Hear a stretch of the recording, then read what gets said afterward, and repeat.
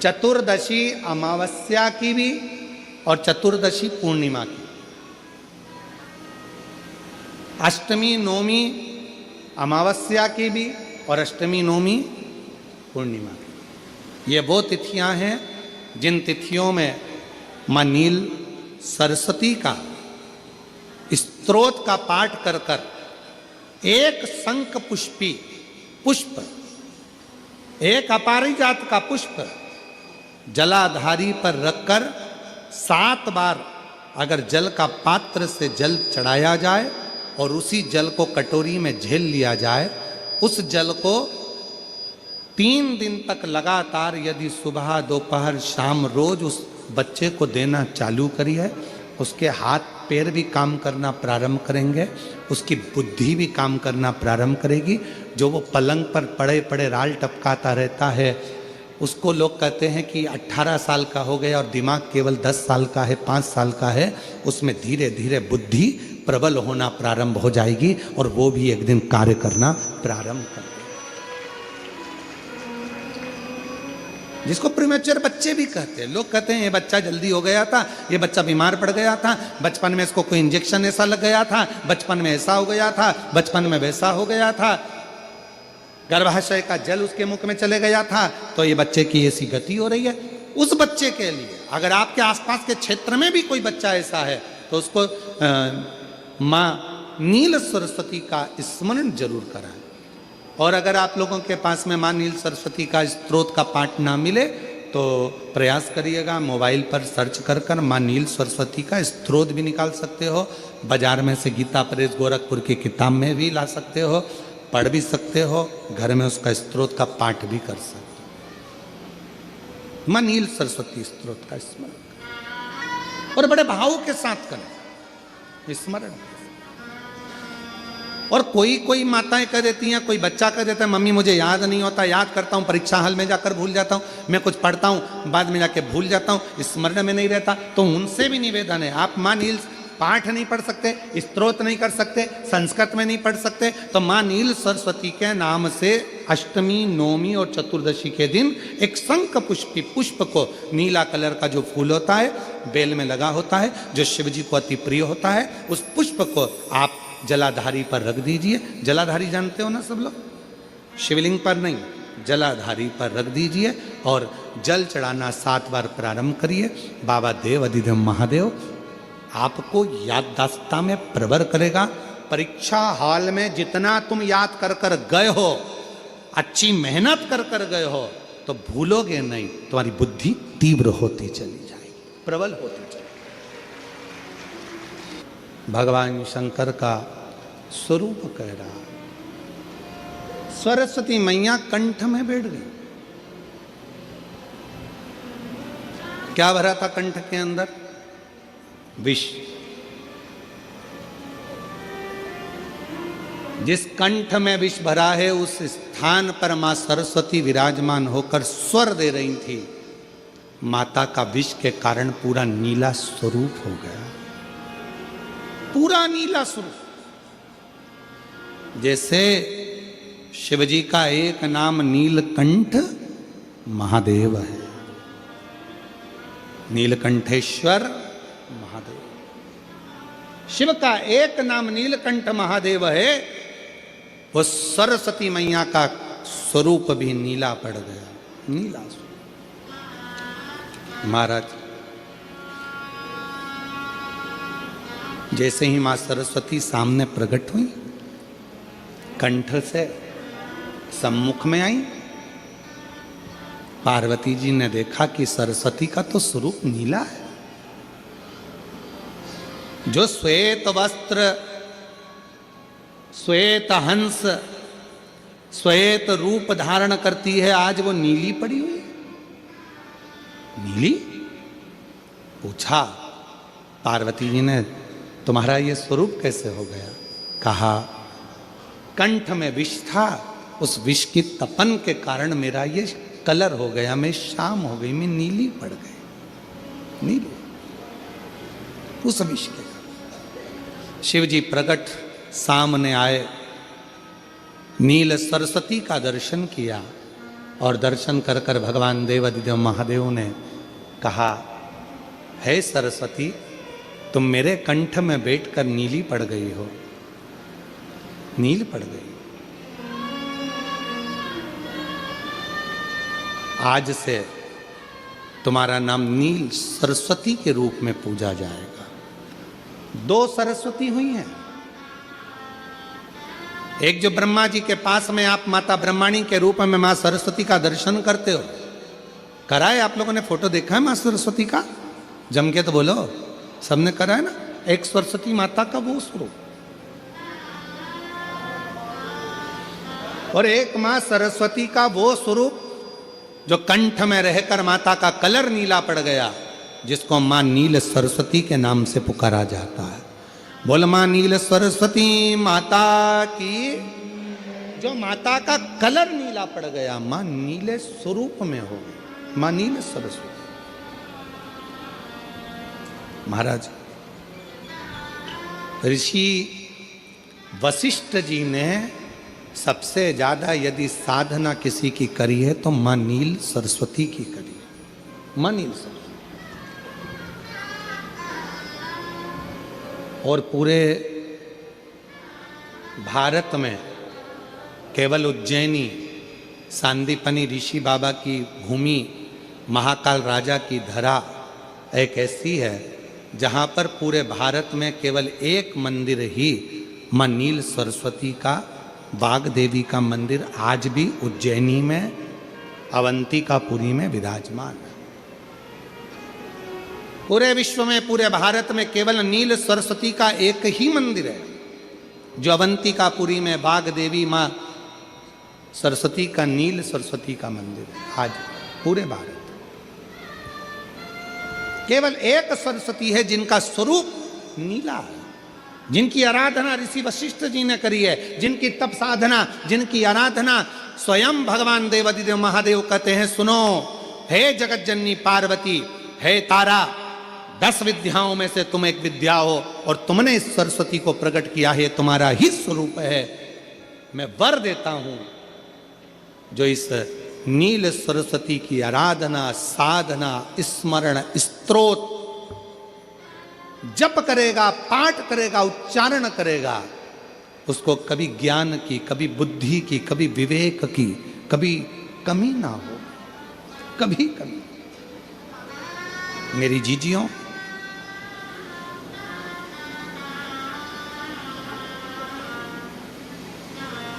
आपने कभी सुना होगा कि शिव जी को एक पुष्प बड़ा प्रिय है।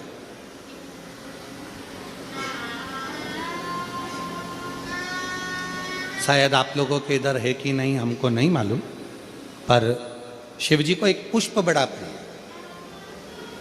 जिसको शंख पुष्पी पुष्प कहते हैं, जिसको अपराजिता का पुष्प भी कहते हैं। आप लोगों के इधर है कि नहीं वो हमको नहीं मालूम है, पर एक बेल चलती है, उस बेल पर वो नीले कलर का पुष्प होता है, शंख जैसी उसकी आकृति होती है और नीला पुष्प होता है, नीले कलर। आप लोगों ने देखा है? किस किस ने देखा? जरा हाथ उठाओ सब लोग। देखा है मतलब रखो। आप देखा है तो फिर तो कथा आप लोगों के बुद्धि में बैठ जाएगी। लाए हो क्या? ला देव, देव देव, लाओ लाओ, देव ला।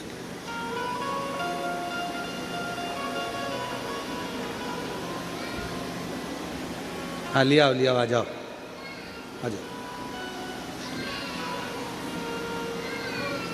और शंभु शरणे पड़ी, मांगू घड़ी रे घड़ी, दुख काटो दया करी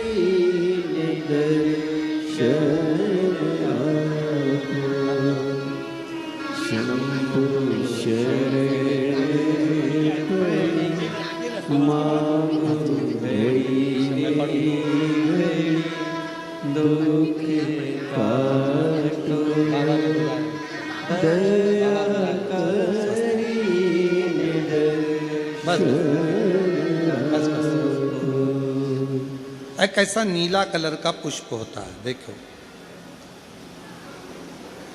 आज छोटा है थोड़ा हमारे हाथ में, ये फूल का बेटा है, ठीक है, पूरा फूल नहीं है, ठीक है, फूल का बेटा है ये छोटा सा। अच्छा दिख रहा है, काय आस्था वालों दिखाओ तो सही, दिखाओ जरा बाजू में, और थोड़ा सा पास कर दो तो सबको नजर आ जाएगा, ठीक गया। शंख पुष्पी, अपारिजात भी बोला जाता है इसको, ठीक है। हर हर विराजो विराजो। तो एक पुष्प अपन कहते हैं, हमारे भगवान देवादिदेव महादेव को, भगवान शंकर को बड़ा प्रिय है ये पुष्प। आप किसी से पूछा जाए, आप कह रहे हो कि शंकर भगवान को ये नीला फूल, ये शंख पुष्पी भगवान शिव को इतनी प्रिय क्यों है, भगवान शंकर को इतनी प्रियता क्यों है, कोई से पूछे तो वो बताए चाहे ना बताए, पर शिव महापुराण का संवाद कर रहे हैं। कंठ में स्वयं मां जगत जननी ने 10 विद्या में से एक मां को याद किया, और मां तारा का एक स्वरूप मां सरस्वती के रूप में विराजमान हो गया। कंठ में रहने से विष की तपन के कारण, कंठ में रहने से विष की तपन के कारण उनका स्वरूप नीला पड़ गया, और जब उनका स्वरूप नीला पड़ गया तो भगवान देवादिदेव महादेव ने कहा, सुनो पार्वती, संसार के लोग, भूमंडल में रहने वाला यदि कोई भी मानव जिसकी विवेकता, बुद्धि, विचार, सोच, ज्ञान थोड़ा सा भी अगर उसमें कम है, तो वो नील सरस्वती का यदि आवाहन करे, माँ नील सरस्वती स्तोत्र का पाठ करे, माँ नील सरस्वती की स्मरण करे, तो उसकी विवेक, उसकी बुद्धि तीव्र होती है, श्रेष्ठ होती है। और सुनो पार्वती, यदि मान लो कोई मान नील सरस्वती का स्तोत्र का पाठ नहीं कर पाए, आराधना नहीं कर पाए, साधना नहीं कर पाए, स्मरण ना कर पाए, अगर कोई बच्चा एक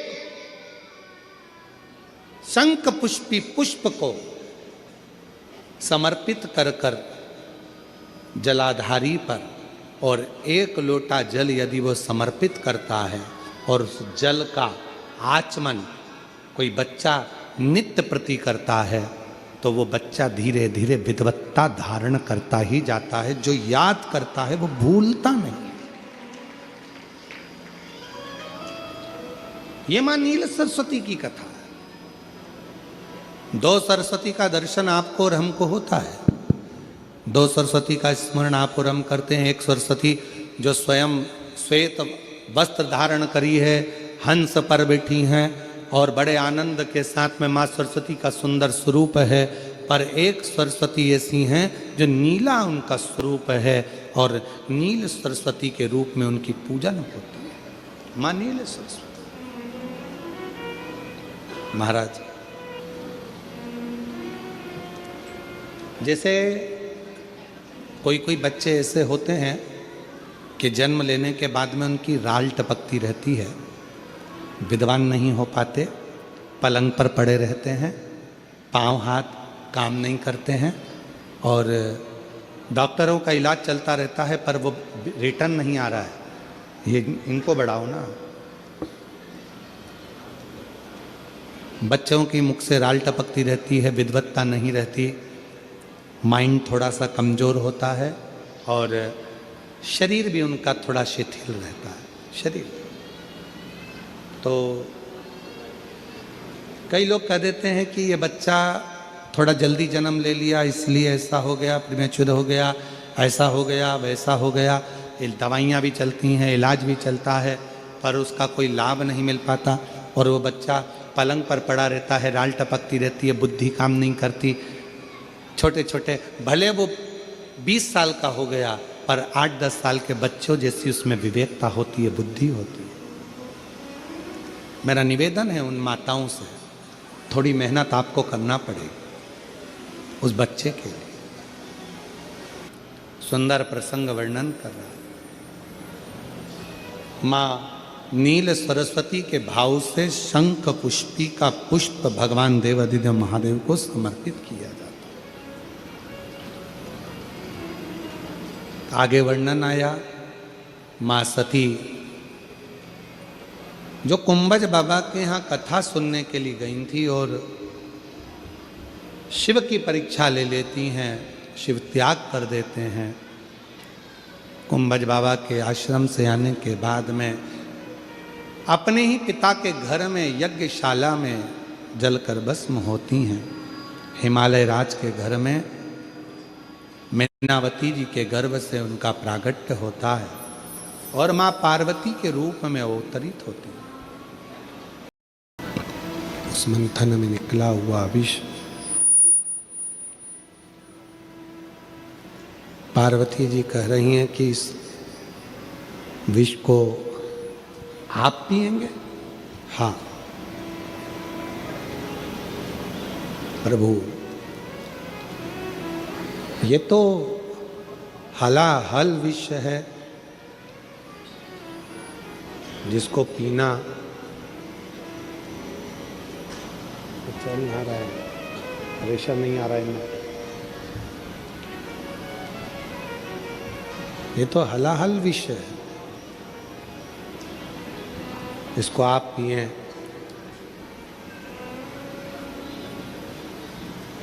ये श्रेष्ठ नहीं है। भगवान देवाधिदेव महादेव ने पार्वती जी को समझाया कि पार्वती, अमृत पीने वाला श्रेष्ठ नहीं जितना विष पीने वाला। जो बुराइयों को,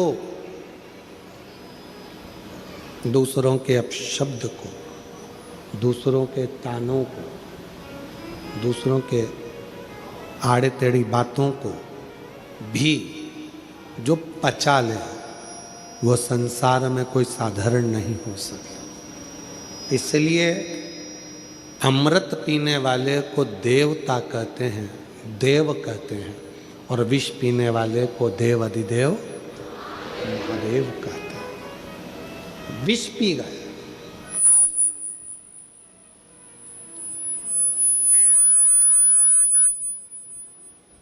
और विष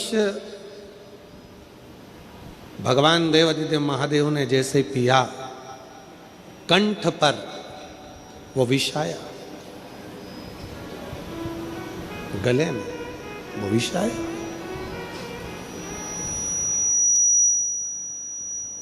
और जैसे ही कंठ पर विष आया, माँ जगत जननी पार्वती, माँ दुर्गा भवानी, माँ आद्य शक्ति, माँ पार्वती जी कंठ में जाकर उस विष को रोक ली। उस विष को माँ पार्वती जी ने रोक लिया।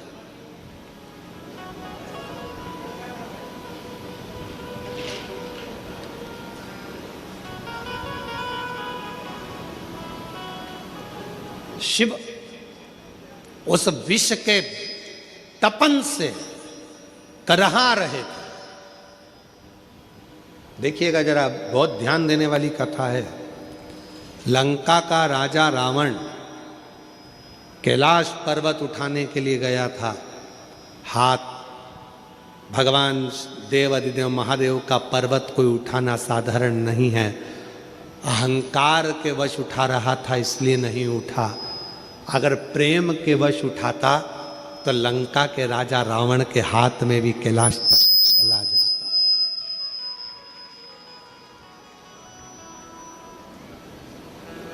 यदि प्रेम वश उठाता तो, और यदि प्रेम से लंका का राजा रावण अगर उठाता कैलाश पर्वत तो उसके हाथ में होता।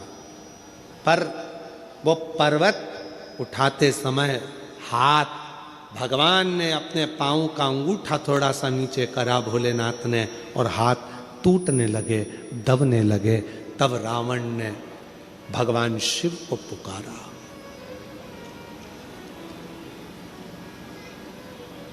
शिव को उच्चारण किया भगवान शंकर के नाम का। भगवान शंकर को जो पुकारा, स्तुति करी है शिव की कि ये मेरे हाथ टूट रहे हैं, ये मेरे हाथ दब रहे हैं।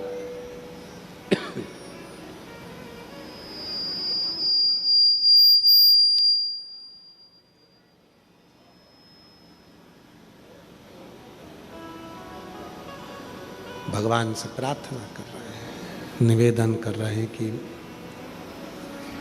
गलती हो गई जो मैंने अहंकार के वश आपको उठाया, अहंकार वश। ध्यान देना थोड़ा सा, एक बहुत सुंदर प्रसंग यहां वर्णित होता है। मेरी जीजियों, मेरे जीजाओं, मेरी बेटियों, बेटाओं, मेरी माताओं, मेरे बुजुर्ग माँ बाप, जितने भी यहाँ कथा में बैठे हैं उनको मैं नमन कर कर कहूँगा। और जितने आस्था चैनल के माध्यम से पूरे विश्व में, पूरे देशों में, विदेशों में बैठकर इस पवित्र कथा का जो लाभ ले रहे हैं, उनसे भी निवेदन करूँगा कि मेरे शिव को पाने के लिए दिखावे की जरूरत नहीं पड़ती है। मेरे शिव को पाने के लिए बहुत आडंबर की जरूरत नहीं पड़ती है। मेरे शिव को पाने के लिए बहुत अहंकार की जरूरत नहीं पड़ती है। शिव पुराण कहती है मेरे शिव को पाने के लिए केवल प्रेम का एक लोटा जल चढ़ जाए तो मेरे शंकर प्रसन्न हो जाए।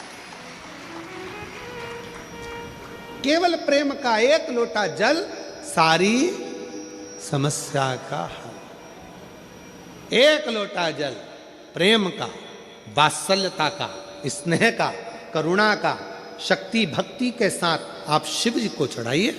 शिव को तुम्हारे शक्ति से भी मतलब नहीं, शिव जी को भक्ति से मतलब है, भक्ति से।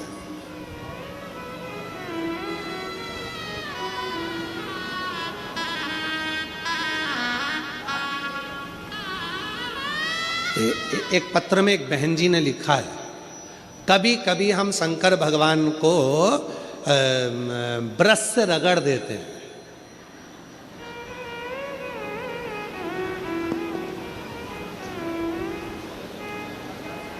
भगवान भोलेनाथ जी भी सोचते होंगे किसके हाथ में आ गया।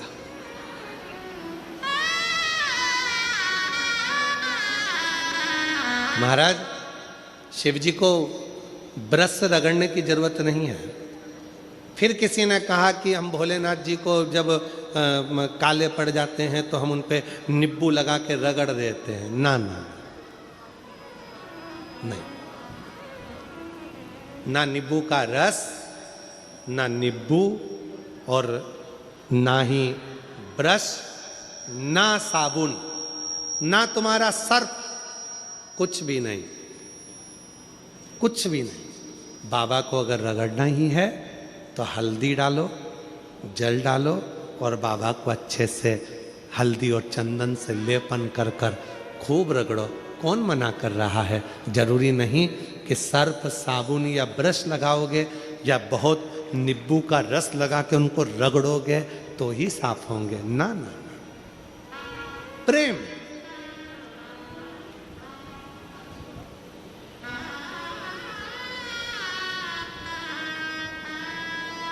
और भगत के बस में है भोलेनाथ, भगत के वश में है भोलेनाथ। भगत बिना ये कुछ भी नहीं है, भगत बिना ये कुछ भी नहीं है। भगत गैन की जान, भगत के वश में है भोलेनाथ। भगत प्रेम। लंका के राजा रावण ने अहंकार रखकर कैलाश पर्वत को उठाना चाहा, हाथ दब गए। 20 भुजा का बल, हजारों हाथों का बल लंका के राजा रावण ने लगा दिया तो भी उठा नहीं पाए। अगर उठा नहीं था, प्रेम के बल पर उठा लेते, उठ जाते। प्रेम के बल पर।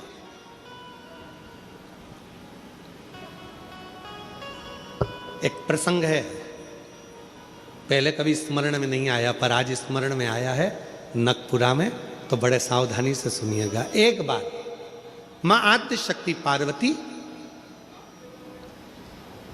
अपनी सखी गजमुखी के पास गई। क्या नाम था उनकी सहेली का? गजमुखी। जम के बोलो, गजमुखी। उनकी सखी गजमुखी के पास गई। ध्यान देना थोड़ा सा।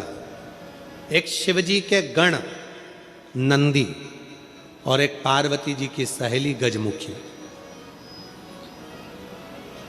कहते हैं शंकर भगवान के गण नंदी इतने सुंदर थे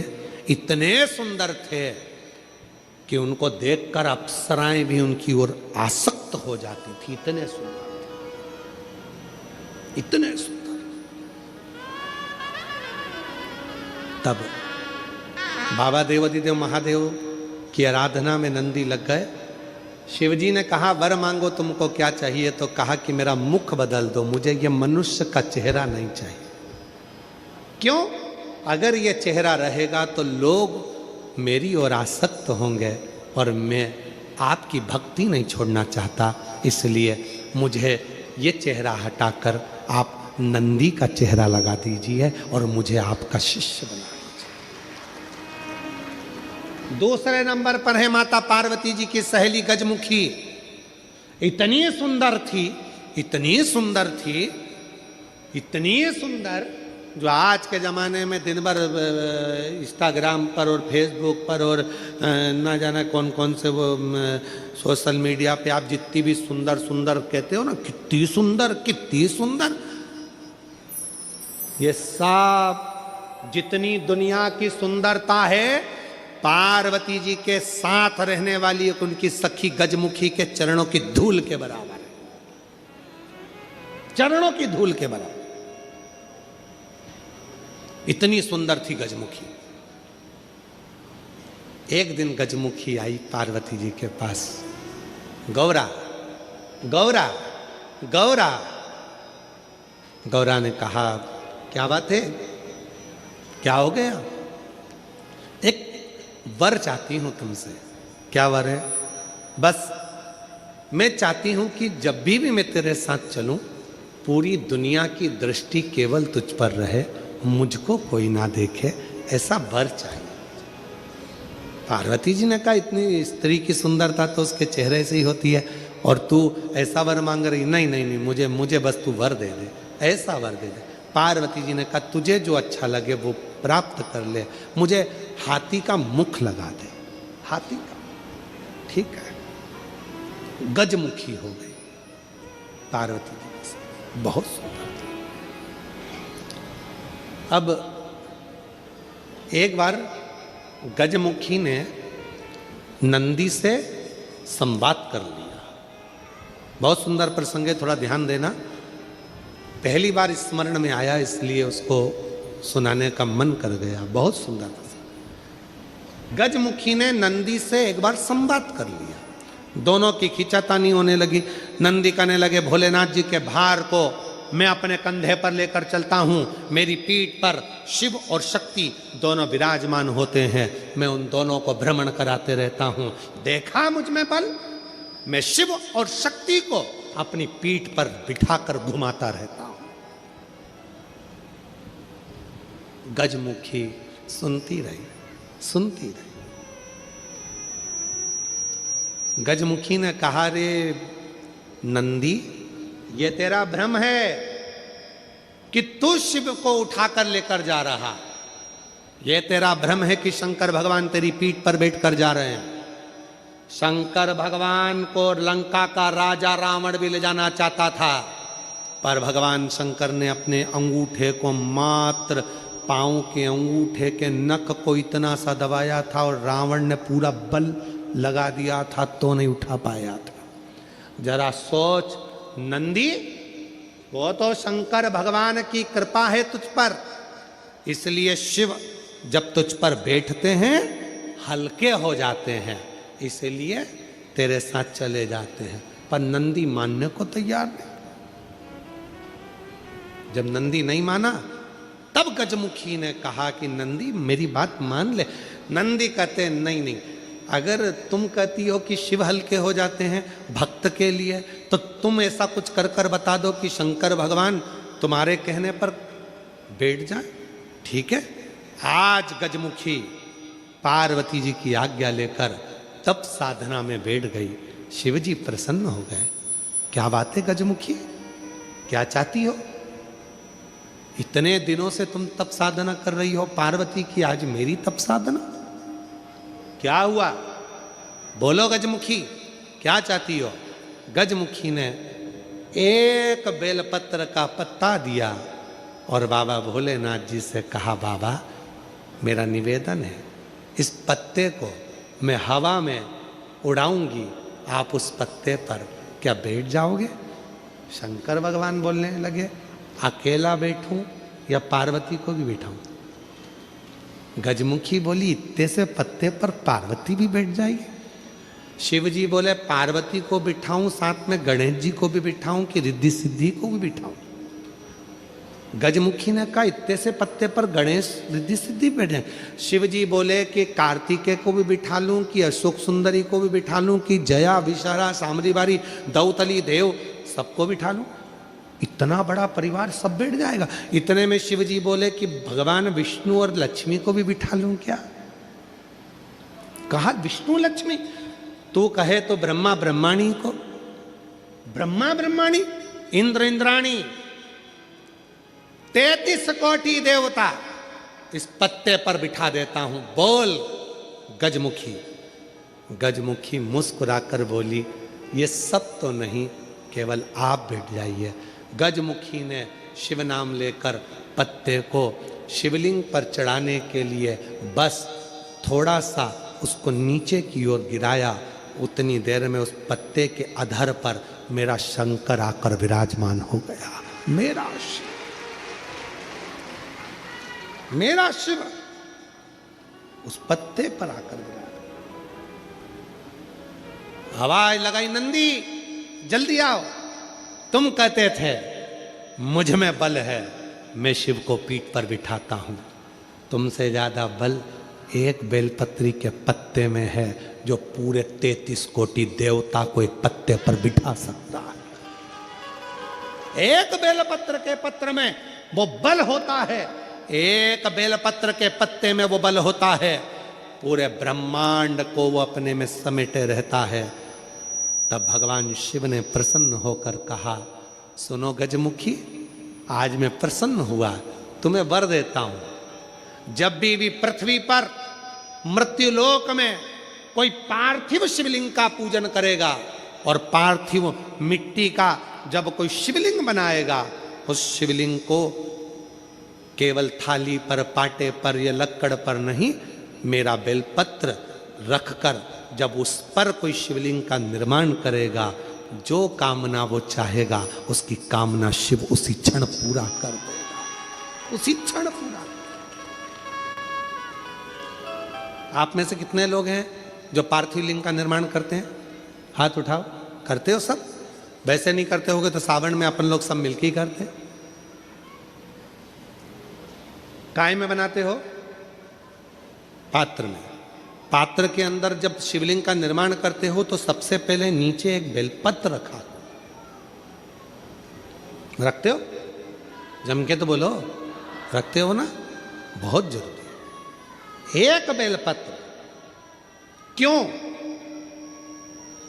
कहते हैं जब हमने शिवलिंग बना लिया, पूजन चालू कर दी, पानी डालना प्रारंभ करा, ये तो मिट्टी है, धीरे धीरे पानी चढ़ते चढ़ते गलने लगती है। जब मिट्टी गलने लगती है, शिवलिंग थोड़ा थोड़ा थोड़ा थोड़ा खंडित होने लगता है।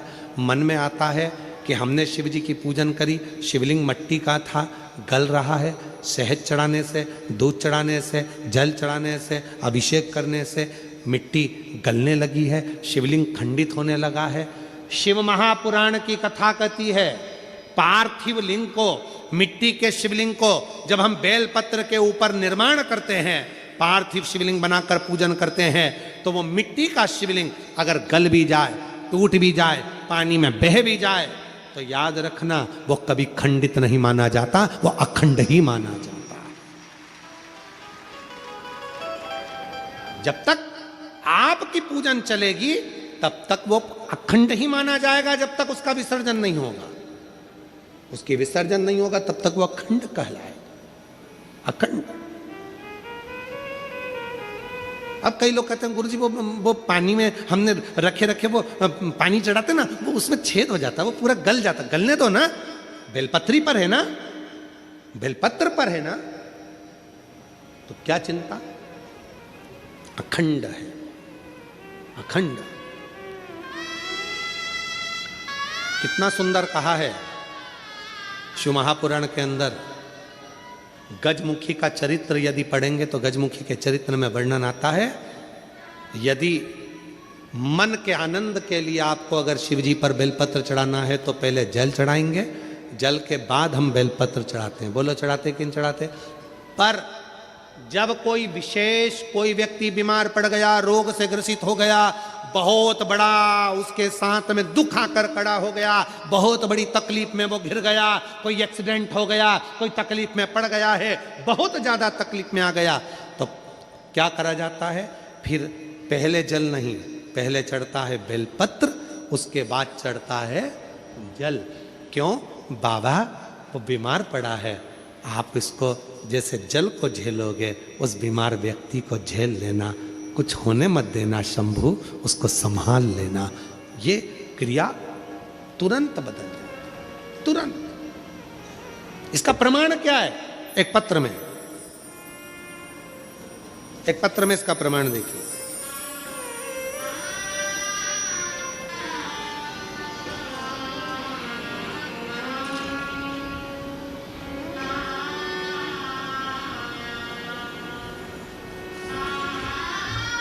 अर्चना कुमारी, पति का नाम अखिलेश सिंह,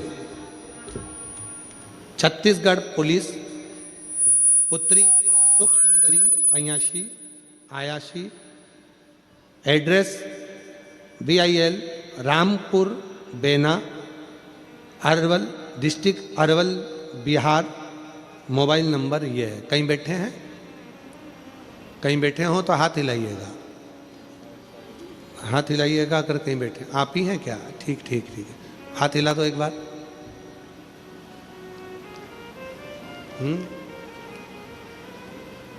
नहीं, वो नीली शर्ट में खड़े हैं, वो हैं शायद। नहीं, सामने खड़े हैं, नीली शर्ट में, बिल्कुल सामने।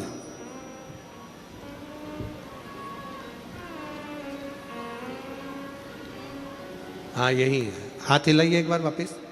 ठीक है, दिख गए, आ जाइए।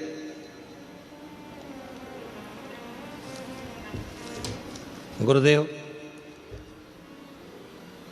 7 साल हो गए थे, मेरे घर में औलाद नहीं थी। जब संतान नहीं हुई, लोग ताना भी देते थे, अपशब्द भी कहते थे। 7 साल तक डॉक्टर ने इलाज करा, कहा कि तुम्हारी दोनों ट्यूब ब्लॉक है और दोनों ट्यूब ब्लॉक होने के कारणवश तुम्हारे यहाँ संतान का सुख नहीं है, तुम्हें IVF कराना पड़ेगा। IVF भी कराया तो भी, IVF कराने पर भी वो फेल हो गया, संतान नहीं। तब 2021 में मेरी दीदी आपकी कथा पशुपति व्रत के बारे में बताई, लेकिन मैं मजाक कर दी। ऐसी मजाक करी मैंने आपकी गुरुदेव, मैं क्षमा चाहती हूँ। सब उम्र निकल गई और तू कह रही है कि वो सियोर वाला महाराज कथा कहता है, और सुनो, लोग कहते हैं कि उनकी कथा से जो मांगो वो मिलता है। गुरुदेव आपकी बहुत खिल्ली उड़ाई, बहुत हंसी में आप पर। मेरी दीदी के कहने पर जब मैं आपके ऊपर विश्वास नहीं करी, खूब मैंने खिल्ली उड़ाई। फिर मैंने विचार करा कि मेरी दीदी बोल रही है तो एक बार करने में क्या जाता है। शिव पुराण पर भरोसा करा और भरोसा कर कर जब डॉक्टरों ने कह दिया था कि तुम्हारी दोनों ट्यूब ब्लॉक है, बच्चा नहीं हो सकता, तब पहली बार अपनी दीदी के कहने पर शिव महापुराण की कथा पंडाल में सुनी, बाबा से प्रार्थना करी कि मैं क्षमा चाहती हूँ, मैं आप पर बहुत हंसी हूँ, विश्वास नहीं कर पाई हूँ, मुझे औलाद दे दो ना बाबा। बाबा ने ऐसी कृपा करी। 29/9/2022 को बाबा की कृपा से मेरे घर में संतान की प्राप्ति हुई। मैं बाबा को प्रणाम करती हूँ। गुरुदेव, पर किस्मत किसको कहते हैं कुछ समझ नहीं आता। बाबा, घर में खुशियाँ आई थी, बाबा ने खुशियाँ दी थी 29/9/2022 को, और 13/10/2022 को मेरे पति मंत्रालय नया रायपुर राखी थाने पर ड्यूटी से वहाँ से आ रहे थे और उनका एक्सीडेंट हो गया। एक्सीडेंट हुआ, भयंकर एक्सीडेंट के कारणवश उनका ब्रेन पूरा फट गया, शरीर पूरा बेकार हो गया। उन्हें वेंटिलेटर पर डाल दिया। डॉक्टर ने कहा केवल 1% चांस हैं, मात्र 1% चांस हैं, और कहकर वेंटिलेटर पर डाल दिया। पड़े रहे, इलाज चलता रहा। मैं भी छोटी सी बच्चा कहाँ लेकर जाती। 15 दिन हुए थे बच्चे को। 15-20 दिन तक वेंटिलेटर पर पड़े रहने पर डॉक्टर ने कह दिया, इसको कब तक यहाँ रखोगे, ले जाओ, ये काम के नहीं। क्या करें? डॉक्टर से कहा आप मेहनत करो। उसी समय 9 नवंबर को आपकी कथा गुड़ियाड़ी रायपुर में थी। एक्सीडेंट के तुरंत बाद हमने सुना था कि पंडाल की मिट्टी बहुत कामगार होती है। आ गई अपने छोटे से बच्चे को लेकर, 15 दिन का बच्चा लेकर, पति का एक्सीडेंट, और डॉक्टर ने 1% चांस और कोमा में पड़ा हुआ था। पंडाल में पहुंची, कथा हो चुकी थी, वहां की मिट्टी को लेकर हॉस्पिटल गई। वहां पर पति के पास मिट्टी रखकर उसके शरीर पर लगाई। थोड़ी देर बाद कोमा में पड़े हुए पति के शरीर में हलचल उत्पन्न होना प्रारंभ हुई, और जब शरीर में हलचल हुई, 40 दिन के बाद मेरे पति, थोड़ी सी हलचल होती है, और हलचल होने के बाद धीरे धीरे शरीर काम करना प्रारंभ करा। काम करते करते बाबा, डॉक्टर भी कहते हैं कि ये व्यक्ति कोमा में ही पड़ा रहता, पूरी जिंदगी पर उठता नहीं, क्योंकि ब्रेन पूरा बेकार हो चुका था। पहला कैसे हमारी जिंदगी में जो व्यक्ति यहाँ से सही होकर जा रहा है।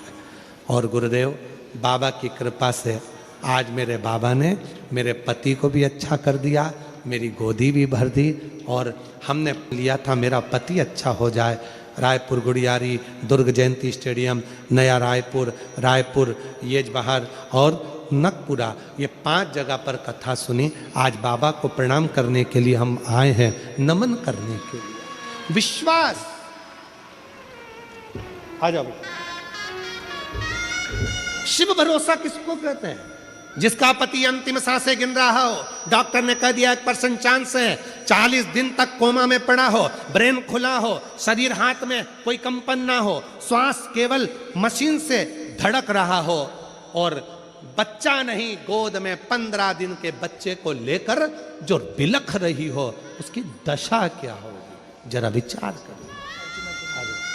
रोते नहीं हो आप तो, बाबा अच्छा कर दिया। अच्छा, आजाओ बाबू, आ जाओ।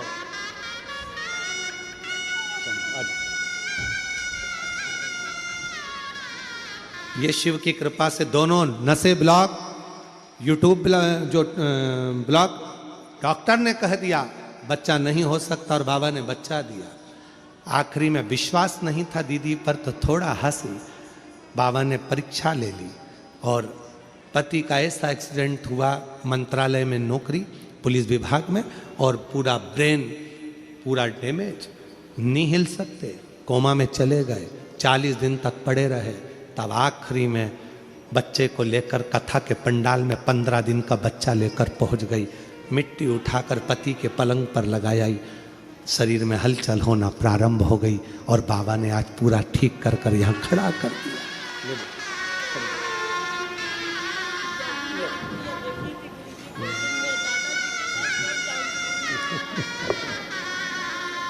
वापस।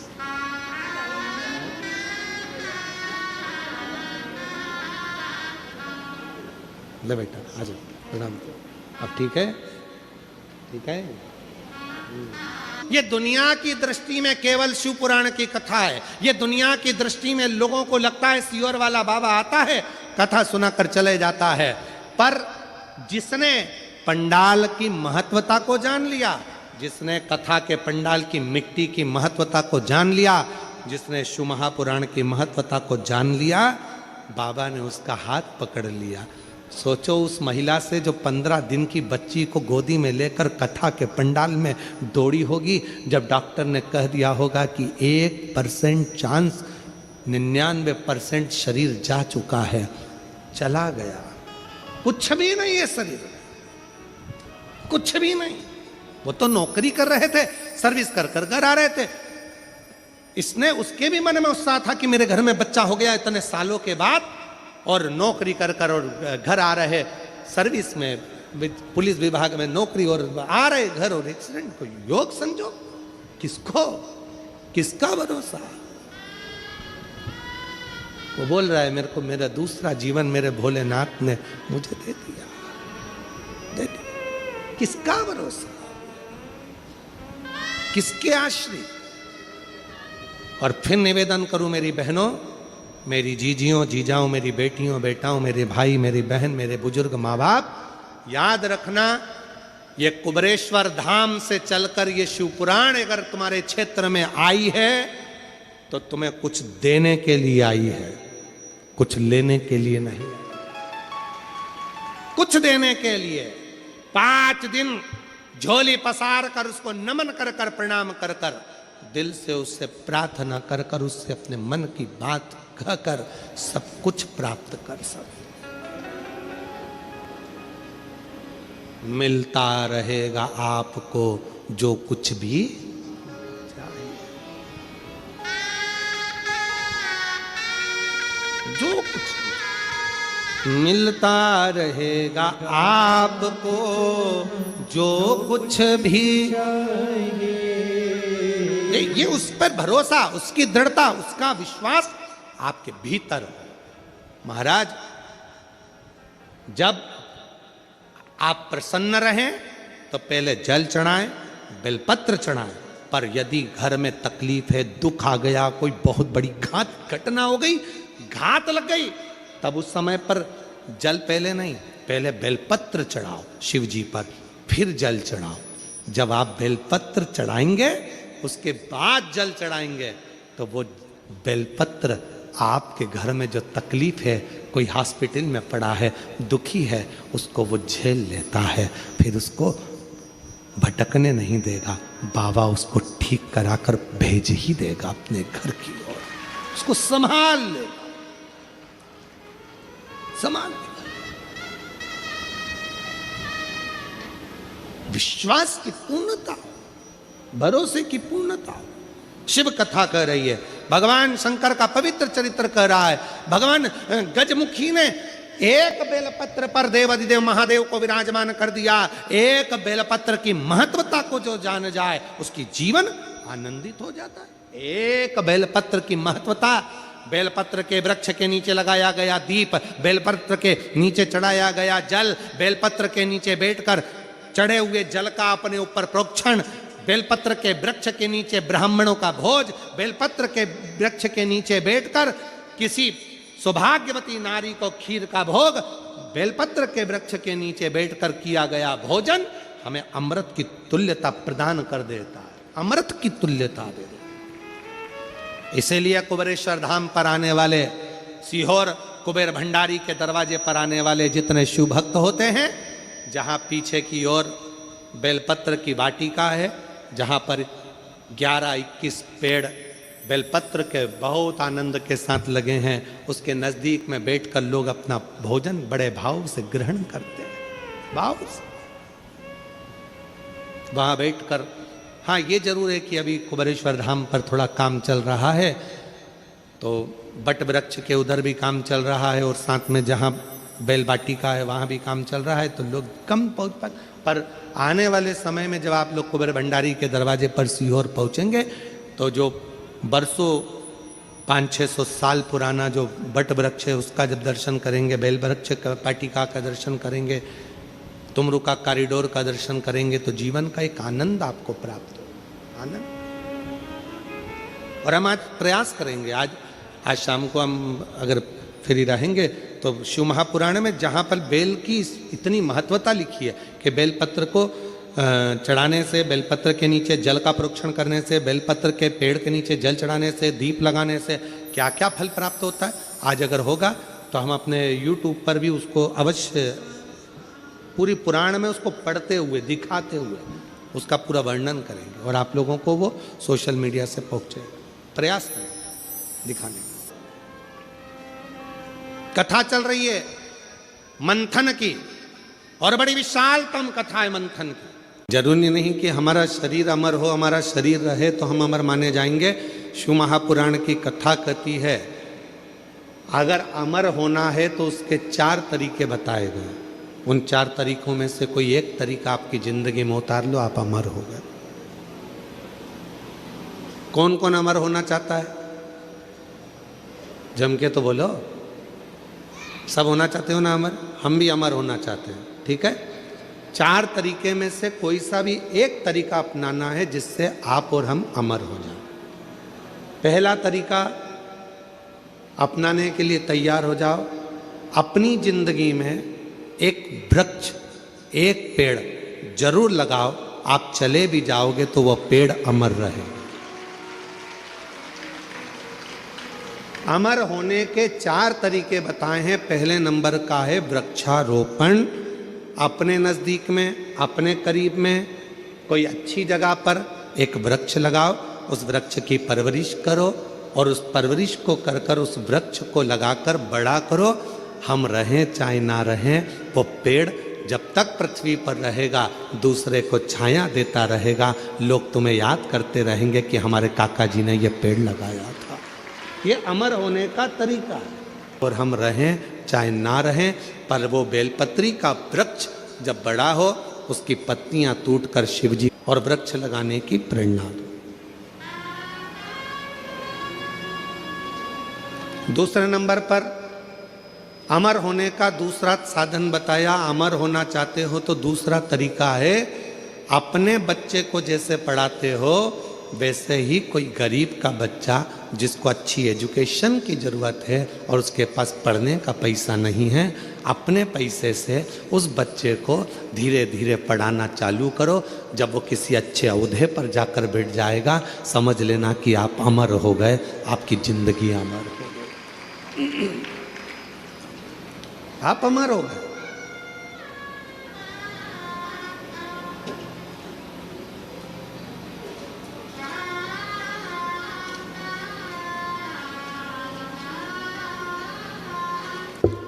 तुम्हारे मरने के बाद चौराहे पर तुम्हारा पुतला लगे चाहे ना लगे, तुम्हारे मरने के बाद घर के लोग तुम्हारा पुतला तुम्हारी जमीन पे लगाएं ना लगाएं, तुम्हारे मरने के बाद तुम्हारे घर के लोग तुम्हारा फोटो लगाएं चाहे ना लगाएं, पर अपने जीते जी ऐसा कर्म कर कर जाना कि मरने के बाद भी लोगों के दिल में तुम्हारी जगह बनी रहे तो अमर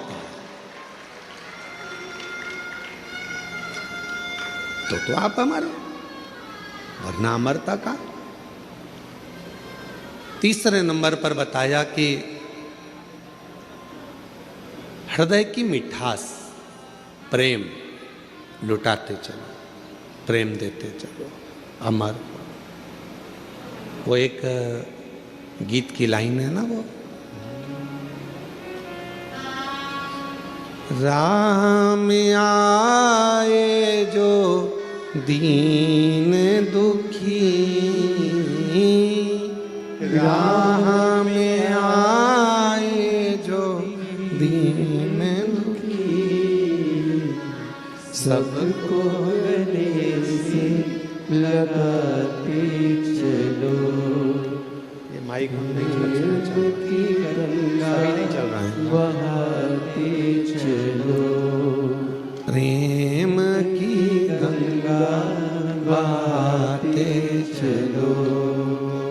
प्रेम की गंगा बहाते चलो, ज्योत से ज्योत जलाते चलो,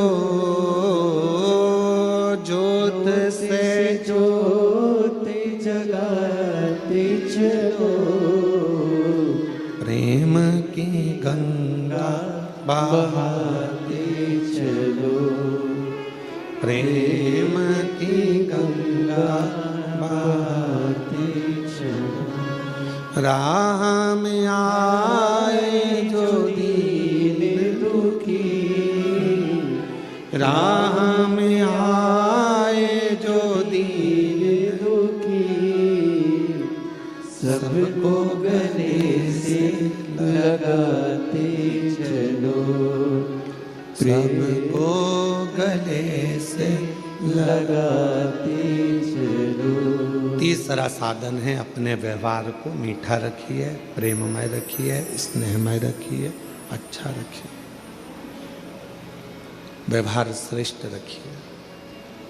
और चौथा साधन बताया अमर होने का चौथा साधन, अपने बच्चों को अच्छा संस्कार देकर चलिए। जब वो बच्चे अपने संस्कारों में ढल जाएंगे तो समझ लेना कि आप अमर हो गए, आपके बच्चों के संस्कार के रूप में।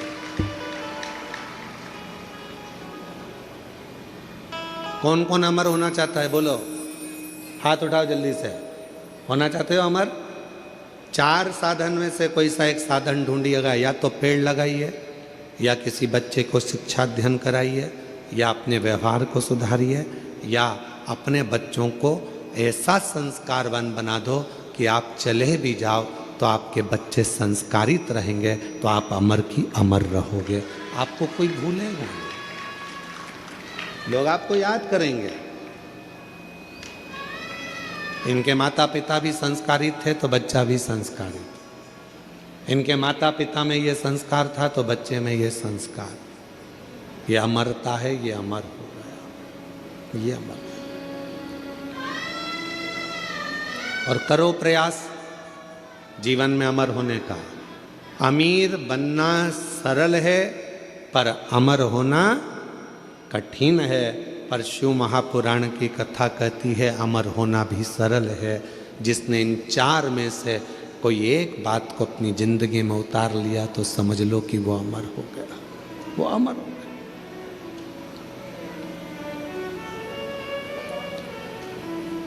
अच्छा करते चलो।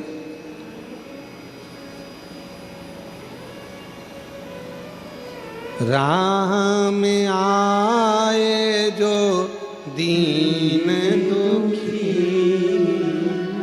राह में आए जो दीन दुखी, सबको गले से लगाते चलो, सबको गले से लगाते चलो। सबको स्नेह दीजिए, सबको प्रेम दीजिए, सबको करुणा कीजिए, सब पर वात्सल्यता रखिए। जब सब पर प्रेम होगा, सब पर वात्सल्यता होगी, करुणता होगी, तो आप अमर होते चले जाओगे। मेरे देवाधिदेव महादेव ने माँ पार्वती जी को कौन सी कथा सुनाई थी? जम के बोलो, अमर कथा। कहाँ सुनाई थी? अमरनाथ की गुफा।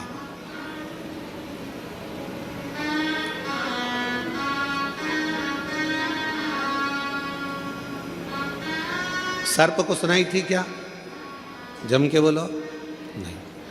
चंद्र को सुनाई थी? नहीं। नंदी को? नहीं। मेरे भगवान देवाधिदेव महादेव ने अमर कथा सुनाई तो केवल माँ आद्य शक्ति पार्वती को सुनाई।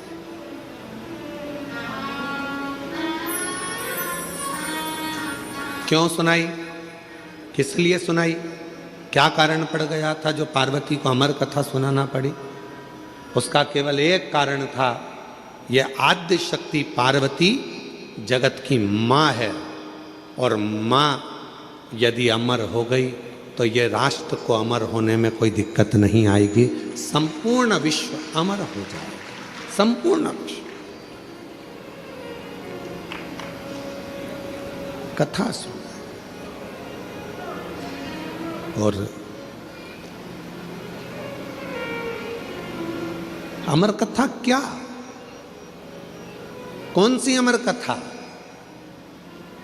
जिस अमर कथा को सुनने के लिए स्वयं देवता भी ललायित थे, जिस अमर कथा को सुनने के लिए संपूर्ण ब्रह्मांड के जितने भी देवी देवता हैं वो ललायित थे, उस अमर कथा को केवल भगवान देवाधिदेव महादेव माता पार्वती को श्रवण कराते हैं, केवल माँ जगत जननी को, अम्बा को श्रवण कराते हैं। किस लिए? क्योंकि शिव चाहते हैं कि पार्वती इस कथा को सुन ले, और अगर जगत की माँ एक नारी, एक स्त्री जब इस कथा को सुनती है तो वो अकेली उस कथा को अपनी जिंदगी में धारण नहीं करती, वो प्रसाद के रूप में उस कथा को जनमानस में पहुंचा देती है, पहुंचा देती। हमसे लोग कहते हैं, क्यों गुरुजी आपकी कथा में पुरुष लोग कम आते हैं, माताएं ज़्यादा आती हैं, जीजियाँ ज़्यादा आती हैं, स्त्रियाँ ज़्यादा आती हैं, उसका कारण क्या है? हमने कहा कथा की जरूरत भी पुरुष से ज़्यादा स्त्री को है। क्यों? उसको राष्ट्र का निर्माण करना है, उसको अपने बच्चों को संस्कारित करना है, उसको अपने बच्चों को पढ़ाना है, लिखाना है, विद्वान बनाना है, उसको अपने बच्चों को ज्ञान उपदेश देना है, तो कथा की जरूरत स्त्री को ज़्यादा। फिर किसी ने कहा आप स्त्रियों की इतनी तारीफ करते हो, आप महिलाओं की इतनी तारीफ करते हो, तो स्त्रियां रोती क्यों हैं? जरा जरा सी बात आती है और वो रोने बैठ जाती हैं, रोती क्यों है? हमने कहा उनको रो लेने दो, वो अच्छा है, अगर रोएगी नहीं तो रुद्र हो जाएगी, इसलिए उसका रोना भी जरूरी है, उसका रोना जरूरी है। बेटे की गोद, बेटे को बीमार होता हुआ देखेगी, आंख से आंसू बहेंगे, पति को रोगग्रस्त देखेगी, आंख से आंसू बहेंगे, बेटी के ऊपर कोई भी तकलीफ आएगी, आंख से आंसू बहेंगे, परिवार में अगर किसी ने कुछ कह दिया आंख से आंसू बहेंगे, किसी ने कुछ कहा आंख से आंसू बहेंगे, पति ने कुछ कह दिया आंख से आंसू बहेंगे। क्यों रोती है स्त्री? तो कहा उसके रोने दो, क्योंकि उसके रुदन में उसका भीतर का रौद्र स्वरूप बह जाता है। अगर स्त्री रोती नहीं है फिर वो रौद्र बन जाती है, और ऐसी रौद्र बनती है कि फिर वो किसी को देखती तक नहीं है, जैसे भद्र काली माँ अम्बा जगदम्बा काल का बन जाती है।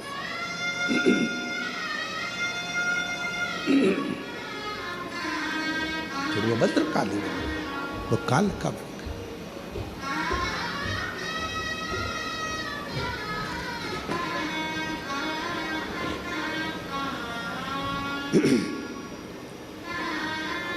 भद्रकाली काल का स्वरूप उसका हो जाता।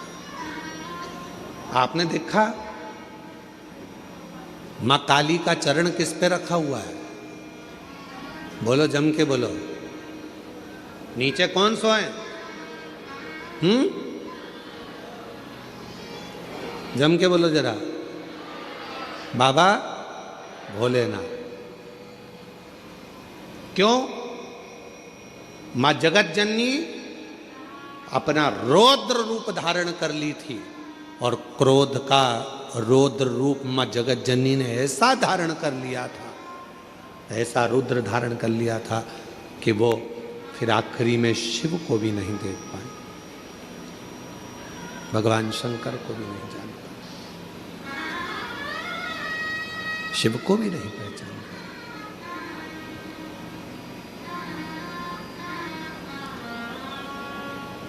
तो अमर कथा पार्वती जी को, अमर कथा केवल जगत जननी जगदम्बा अम्बा पार्वती को सुनाई दी।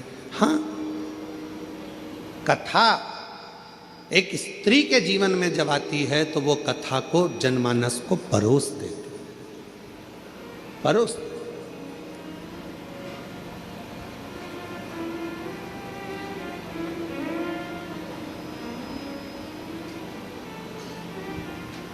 दुनिया में केवल एक स्त्री ही ऐसी है, महिला, एक नारी ही ऐसी है, जब सब खा लेते हैं तब आखिरी में वो खाने बैठती है, भोजन करने बैठती है। जो मिल गया उसमें भी उसकी तृप्ति होती है, नहीं मिला उसमें भी उसकी तृप्ति होती है। दूसरे को खाता हुआ, प्रेम से भोजन करता हुआ देखकर वो संतुष्ट हो जाती है, वो संतुष्ट हो जाती है। एक नारी, एक स्त्री की कथा सुनकर उसके प्राण चले। शरीर में तप, कष्ट था, रोग था, तपन थी, बुखार था, छूट गए प्राण। एक बेलपत्री के वृक्ष के नीचे एक बेलपत्र का पौधा हमारे घर से 5 दोषों को समाप्त कर देता। जरा ध्यान देना शिव पुराण की ओर। बेलपत्र का पौधा जिसके घर में होता है 5 दोष समाप्त कर देता है। पहला, वास्तु दोष को बेलपत्र का पौधा समाप्त कर देता है। दूसरा, पितृ दोष को, वास्तु दोष, पितृ दोष को बेलपत्र का पौधा समाप्त कर देता है। तीसरे नंबर पर काल सर्प दोष को बेलपत्र का पौधा समाप्त कर देता है। चौथे नंबर पर अगर घर में वंश नहीं बढ़ रहा है, वंश की समाप्ति हो गई है, संतान का सुख किसी के यहाँ नहीं हो रहा, तो वो दोष, वंश दोष को भी वो नाश समाप्त कर देता है। और 5वें नंबर पर है, 5वें नंबर, यदि घर में कोई बहुत बड़ी बीमारी प्रवेश करने वाली है, बहुत बड़ी बीमारी आने वाली है, तो बेलपत्र का पौधा वो बीमारी को अपने ऊपर झेल कर तुम्हें उस बीमारी से मुक्त कर देता है।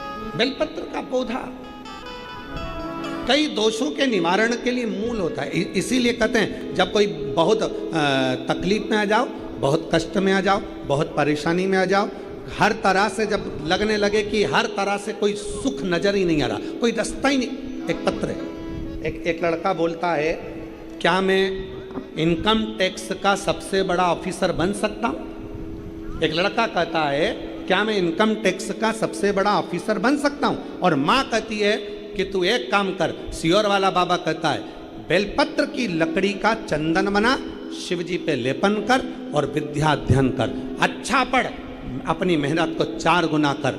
सियोर वाला बाबा कहता है, जब अपनी मेहनत 4 गुनी होती है तो उसका फल जरूर मिलता है। लड़के ने अपनी माँ से शर्त लगाया, क्या मैं इनकम टैक्स का बड़ा ऑफिसर बन सकता हूँ? और माँ ने कह दिया, दुनिया का ऐसा कोई पद नहीं है जो तुझे नहीं मिल सकता, बस मेहनत करना पड़ेगी, लगन लाना पड़ेगी, रात दिन एक करना पड़ेगा। और बेटे ने पत्र लिखा है, पत्र देखिएगा। मैं कविता मिश्रा, पति सुधीर मिश्रा, पुत्र राहुल मिश्रा, पुत्री सपना मिश्रा, अमृतसर की रहने वाली हूँ। मैं अमृतसर से आई हूँ। कहीं बैठी हैं? हाथ हिला सकती हैं अगर कहीं बैठी हो तो। अगर कहीं बैठी हो तो हाथ हिलाएं। आप ही हैं? आ जाइए, एक बार वापिस हाथ हिलाओ। हाँ, आ जाओ, आ जाइए। गुरुजी, मैं अमृतसर की रहने वाली हूँ। कई सालों से हम लोग अमृतसर में ही शिफ्ट हैं, अमृतसर ही रहते हैं। बाबा, मेरा बेटा सरकारी नौकरी की तैयारी कर रहा, पर हमेशा 1-2 नंबर से रह जाता। वो बहुत दुखी और उदास रहता। फिर एक दिन मेरी बहन ने आपकी कथा सुनने को कहा। फिर मैंने रोज़ आपकी कथा सुनना प्रारंभ करी, और कथा सुनते सुनते मेरा इतना विश्वास हो गया कि एक दिन मेरे बेटे ने कहा, अब कोई भी सरकारी नौकरी की तैयारी नहीं करूँगा और ना कोई एग्ज़ाम दूंगा, क्योंकि भगवान मेरी सुनता ही नहीं है, तो मैं नौकरी की तैयारी ना करूँगा ना एग्ज़ाम दूंगा। मैंने अपने बेटे से कहा, अभी तक का जो समय गया जाने दे, अब तो विश्वास कर। सियोर वाला बाबा कहता है कि सारी समस्या का हल एक लोटा जल। तू सरकारी नौकरी की तैयारी को 4 गुना बढ़ा और शिव जी पर जल चढ़ा। मेरा बेटा रोज मंदिर जाने लगा, 1 लोटा जल और बेलपत्र चढ़ाने लगा। मैं भी अपने बेटे से कहती और वो जल बेलपत्र चढ़ा कर आता। गुरुजी, बाबा की कृपा ऐसी हो गई कि बेटे ने मन बना लिया कि अब मैं सरकारी नौकरी की तैयारी करूं। मेरे बेटे ने वापिस पढ़ाई प्रारंभ करी। आप कहते हो ना गुरुजी की मेहनत 4 गुना करो। मेरे बेटे ने आपको सुनना प्रारंभ करा, आपको फॉलो करा और बेटे ने फिर पढ़ाई करी, फिर मेहनत को 2 गुना कर दिया और बेटे ने अपनी मेहनत को जो दुगना करना प्रारंभ करा और उसने 2022 में फिर बाबा की कृपा से पेपर देना प्रारंभ करा। पेपर देते देते हारा नहीं, हिम्मत नहीं आ रही और बाबा की कृपा से ऐसी कृपा बाबा ने कर दी कि एसएससी सीजीएल का पेपर क्लियर करके आज मेरा बेटा इनकम टैक्स ऑफिसर के पद पर नियुक्त हो गया। मैं शिव को यहाँ नमन करने के लिए, शिव को प्रणाम करने के लिए। और अब मेरा बेटा बाबा की कृपा से, शिव की कृपा से उच्च पद पर नियुक्त हो गया। एक लाइन लिखी है, आप उस लाइन को हमारे साथ में पढ़े, गुनगुना। करता करे ना कर सके, शिव करे सो हो। 3 लोक 9 खंड में शिव से बड़ा न कोई। शिव जो करे ऐसा कौन सा करे? विश्वास, भरोसा, दृढ़ता जब पूर्ण होती है, व्यक्ति भरोसे में पूर्ण होता है, दृढ़ता में पूर्ण होता है तो उसको सुख मिलता है। भरोसा दृढ़ हो, विश्वास दृढ़ हो, तप तपाती हुई गर्मी है,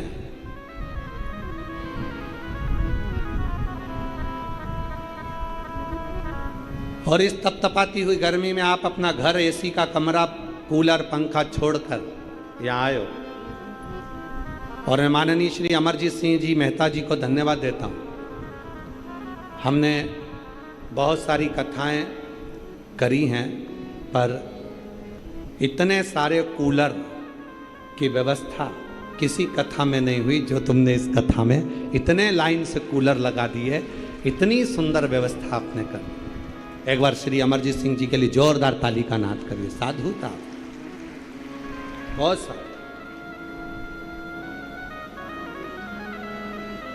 जगह जगह पंखे, कूलर और इतनी संख्या में एसी, कूलर, पंखे, बहुत सुंदर व्यवस्था, बहुत सुंदर। साधुता है आप। इसीलिए कहते हैं पंजाब के लोगों के बराबर दुनिया में कोई सेवा नहीं कर सकता जो पंजाब का व्यक्ति करता है। पंजाब। और कल हम को आशीष रील दिखा रहे थे तो उसमें बता रहे थे कोई छाछ बांट रहा है, कोई ठंडाई बांट रहा है, कोई पानी की बोतल बांट रहा है, कोई टॉफी बांट रहा है, कोई बिस्कुट बांट रहा है। देखकर बड़ी प्रसन्नता। समदर्शिता, समदर्शिता, सहजता। पूरा यहाँ से लेके वहाँ तक कूलर कूलर कूलर कूलर, बीच में देखो तो पूरी पट्टी कूलर से पटी पड़ी हुई है, उधर से देखो तो वहाँ तक सारी व्यवस्थाएं, कूलर, पंख। बहुत बहुत साधुवाद। कहाँ बैठे हैं अमरजीत सिंह जी?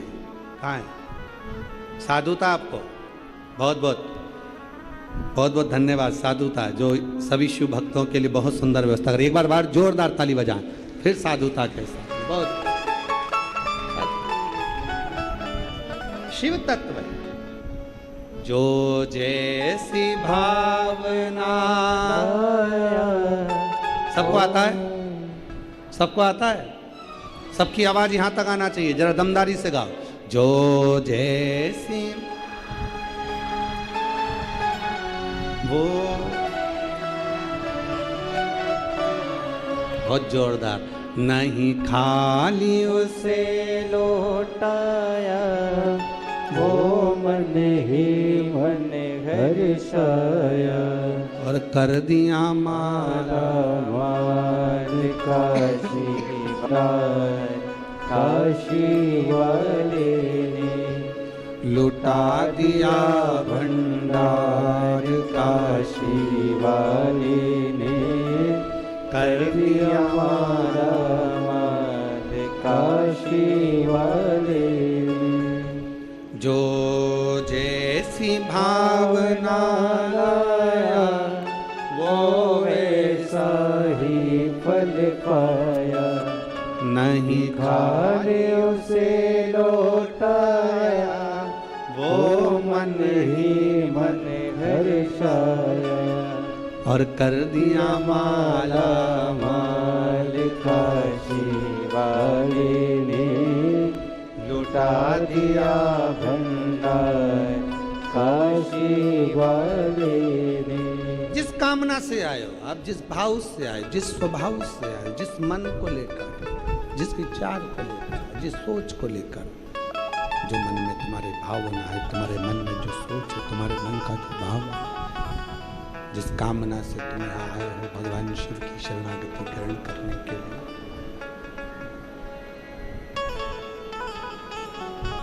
जो मांगोगे वो दिए बिगर भेजने वाला नहीं। जो इसको शिव पुराण की केवल कथा मत समझना कि सुनी और चल दिए, ना ना ना। कथा पूरी होते ही जब आरती हो, आरती होने के बाद जहाँ बैठे हो वहीं की मिट्टी को नमन करना, हृदय से लगाना, अपने मन की कामना करना, फिर अपने घर की ओर जाना। फिर मेरा बाबा क्या क्या देता है वो वही जान सकता है। हृदय भक्ति मुक्ति के पथ को निश्चित कर देती है। भक्ति शंभु एक भरोसा, एक दृढ़ता हमें प्रभु के करीब में लेकर जाए। एक कथा आती है बड़ी सुंदर,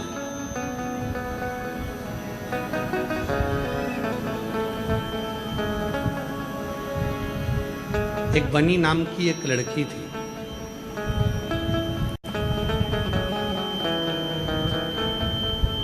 घर में रहती, माता पिता ने पाल पोस कर उसको बड़ा किया। आवाज नहीं आ रही भाई उधर पंडाल में। बनी नाम की एक लड़की थी, माता पिता ने उसको पाल पोस कर बड़ा किया।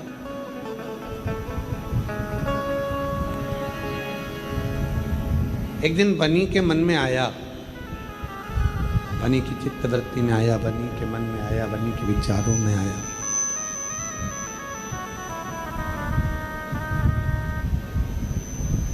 कि अपने माँ बाप की सेवा के लिए मैं विवाह नहीं करूंगा।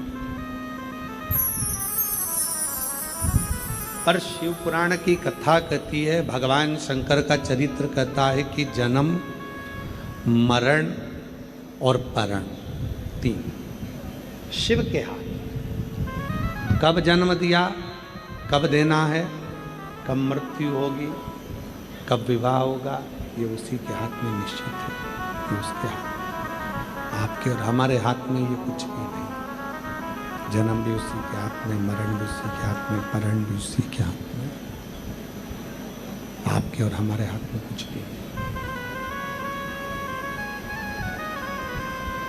बनी मन में विचार कर ली कि मेरे माँ बाप थे, मेरे माता पिता की सेवा करूंगी और माँ बाप की सेवा के सिवा मैं विवाह नहीं करूंगी, मैं शादी नहीं करूंगी। पर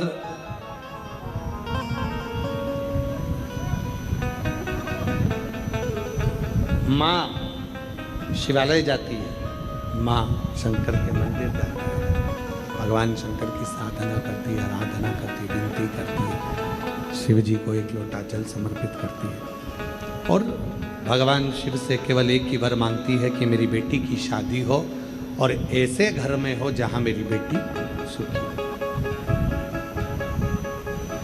समय आया, वनी का विवाह एक सुंदर वर के साथ हो गया।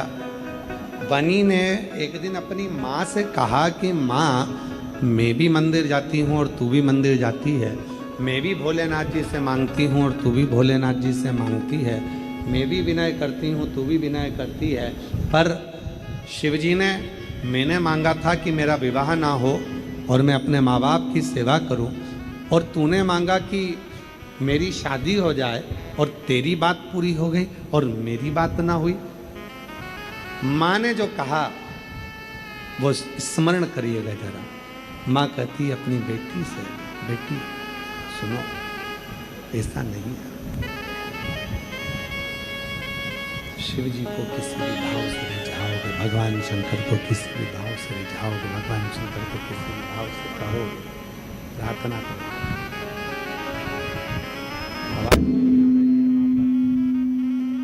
शंभो शंभो शंभो शंभो शंभो।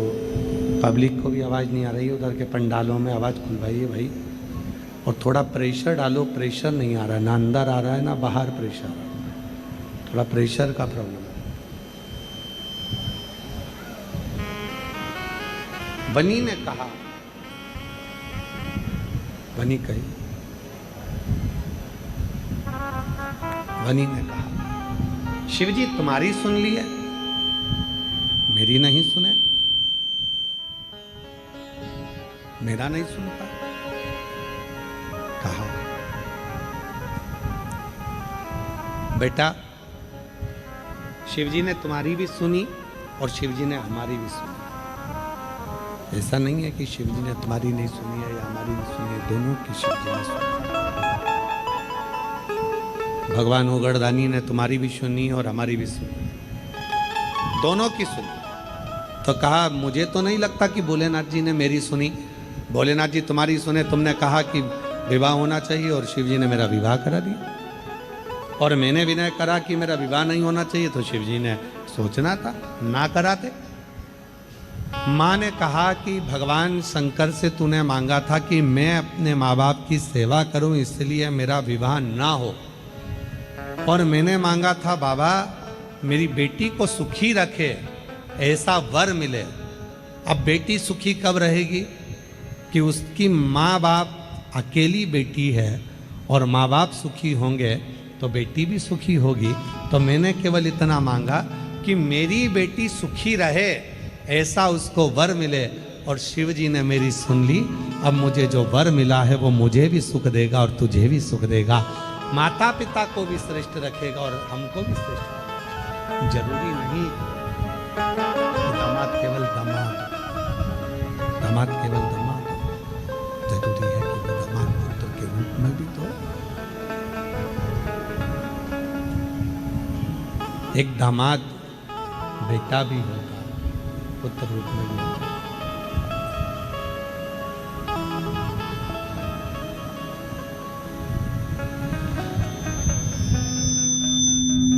एक दामाद पुत्र रूप में भी होता है, बेटे के रूप में भी होता है, पुत्र वैश्य।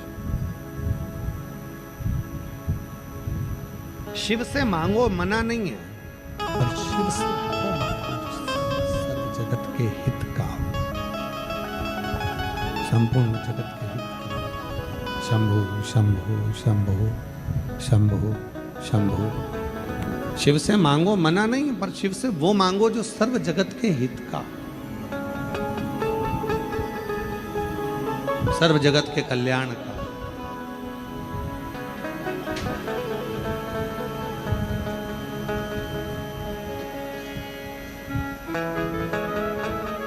और मेरे भोले तेरा सहारा है, मेरे भोले तेरा सहारा है, मेरी नैया हाथों किनारा है। शंभु शंभु मेरी नैया तू किनारा है।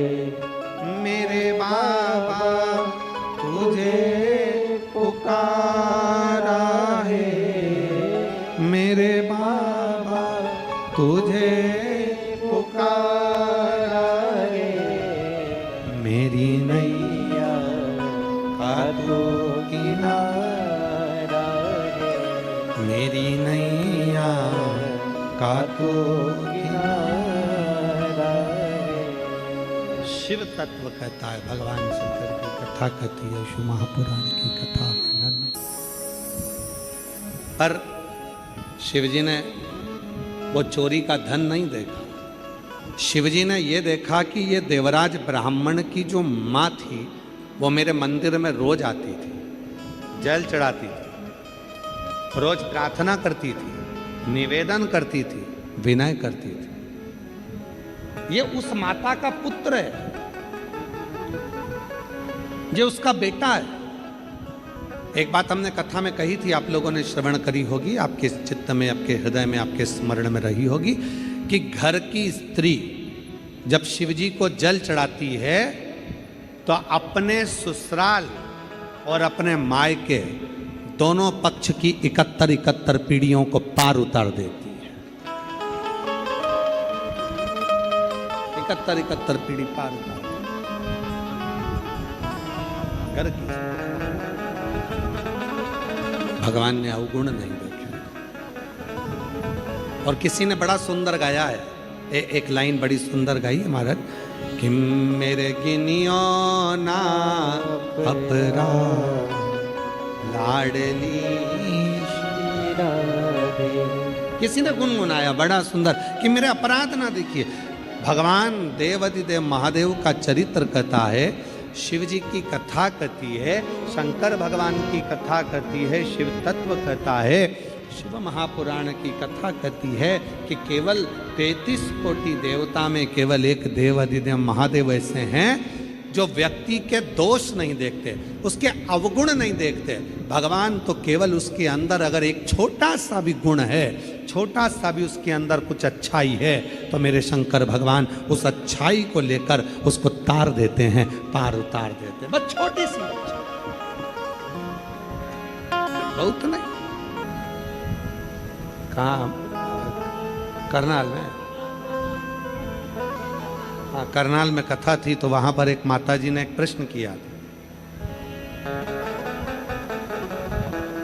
मान लो हम रुद्राक्ष धारण करते हैं और हम महिलाएं रजोधर्म से हो जाते हैं, रजस्वला हो जाते हैं। 5 दिन हम काम नहीं कर सकते, 6 दिन हम काम नहीं कर सकते और वो रुद्राक्ष हमारे गले में रह जाता है।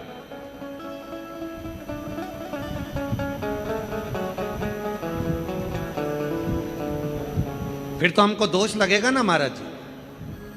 शिव महापुराण की कथा कहती है, मेरे ओघड़दानी, मेरे शंकर, मेरे शंभु, याद रखना आपके अवगुण नहीं देखते, आपके दोष नहीं देखते। मेरे शिव केवल आपका एक क्षण का किया हुआ पुण्य देखते, एक क्षण का करा हुआ, एक क्षण का।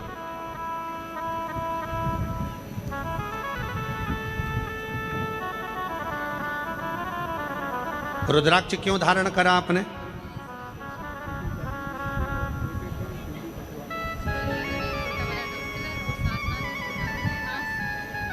बेटे का केंद्र में सचिवालय में उच्च पद पर नियुक्त हुआ और एक बेटा डॉक्टर हुआ, आंखों का सरकारी। एक बार जोरदार ताली बजाकर। पहले विचार करो कि हम रुद्राक्ष क्यों पहनते। आप लोगों ने रुद्राक्ष क्यों पहना? गले में रुद्राक्ष की माला क्यों धारण करते हैं? अपने गले में रुद्राक्ष की माला क्यों पहन कर रखते हैं?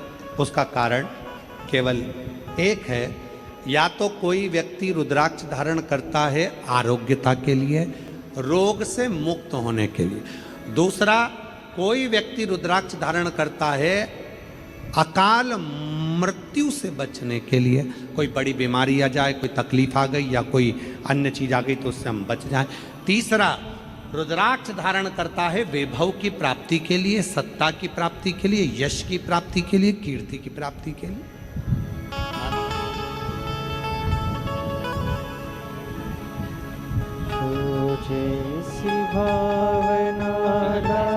पिता की बेटी हैं, हम अपने बाप की बेटी हैं। पिता पिता होता है जो हमारे अवगुण नहीं देखता, हमारे गुण देखता, हमारे गुण देखता।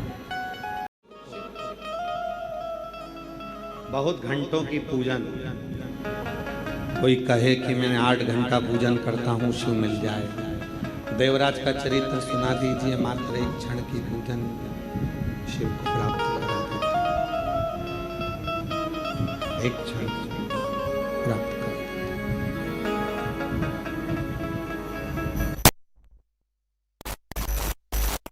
घंटा, 20 घंटा, 14 घंटा, 13 घंटा, 10 घंटा, 12 घंटा बैठ गए सुमिरन करने, मन ही नहीं लग पाया तो शिव कैसे मिलेगा? फिर भगवान भोलेनाथ मिले तो मिले कैसे?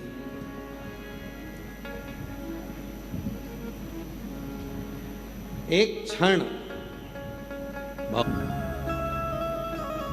जन्म होता है, बच्चे का प्रसव होता है, मृत्यु होती है,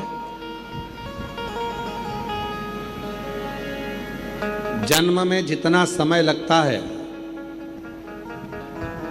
शादी में उससे दुगना समय लगता है, और मृत्यु में सबसे कम समय लगता है।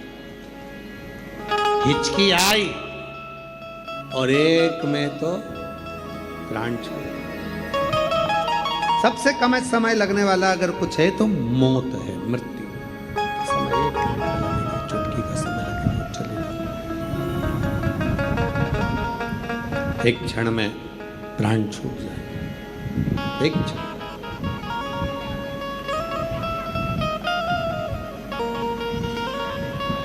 बस जैसे मौत को आने में एक क्षण लगता है, अगर दिल से देव अधिदेव महादेव को पुकार लिया जाए तो मेरे शंकर को आने में भी केवल एक क्षण लगता है, एक क्षण, ज्यादा नहीं, एक क्षण। क्यों प्रदोष का व्रत आता है? क्यों शिवरात्रि आती है? क्यों सोमवार आता है? क्यों अमावस्या आती है? क्यों पूर्णिमा आती है? किस लिए? रोड पर चलते चलते चलते चलते स्पीड ब्रेकर आता है। स्पीड ब्रेकर क्यों आता है? कि अपनी स्पीड को थोड़ा धीमा कर लो, स्लो कर, थोड़ा धीमा करो, थोड़ा स्लो करो। स्पीड ब्रेकर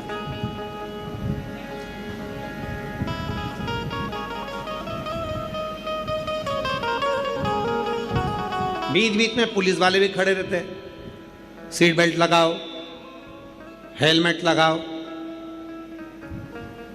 सीट बेल्ट बांधो, हेलमेट लगाओ।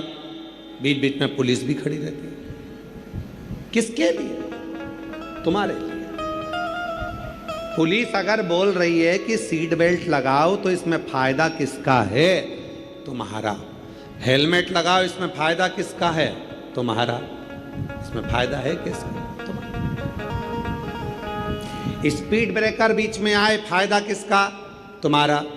थोड़ी स्पीड थोड़ा स्लो करो जिससे आप अपनी मंजिल तक पहुंच सकें।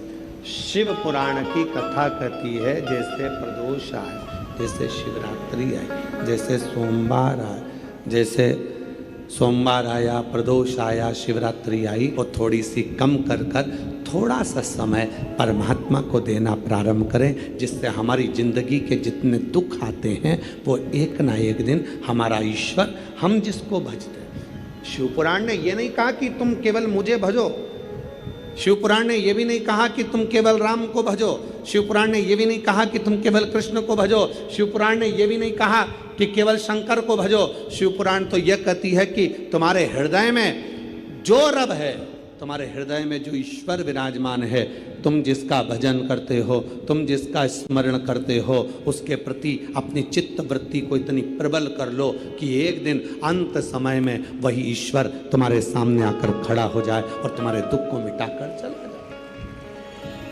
वही ईश्वर, वो ईश्वर। एक पत्र है, अच्छा है, पहला पत्र है, जिसका भी है उसको साधुवाद है। पूरे डॉक्टरों की लिस्ट लगा दी उन्होंने बहुत सारी, पर पहला पत्र है।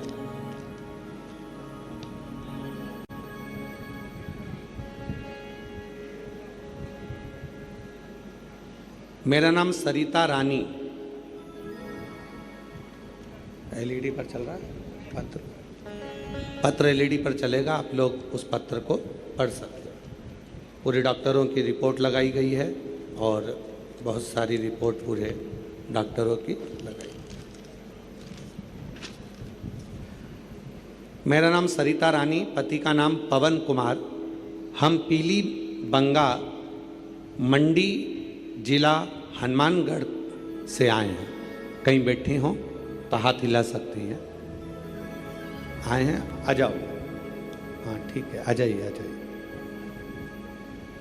मेरा नाम सरिता रानी, पति का नाम पवन कुमार। हम पीली बंगा मंडी जिला हनुमानगढ़ पोस्ट निवासी हैं। गुरुजी, एक लोटे जल और पशुपति व्रत का क्या वर्णन करूं? मेरी शादी को 18 साल हो गए पर कोई संतान का सुख नहीं मिला। गुरुजी, सब जगह डॉक्टर को भी दिखाया और आईवीएफ भी करवाया, पर सब जगह से यही जवाब मिलता था कि तुम कभी संतान नहीं हो सकते। आईवीएफ भी फेल हो गए। फिर समय निकलते निकलते निकलते निकलते 5 साल, 8 साल, 9 साल, 10 साल, 15 साल, 18 साल हो गए।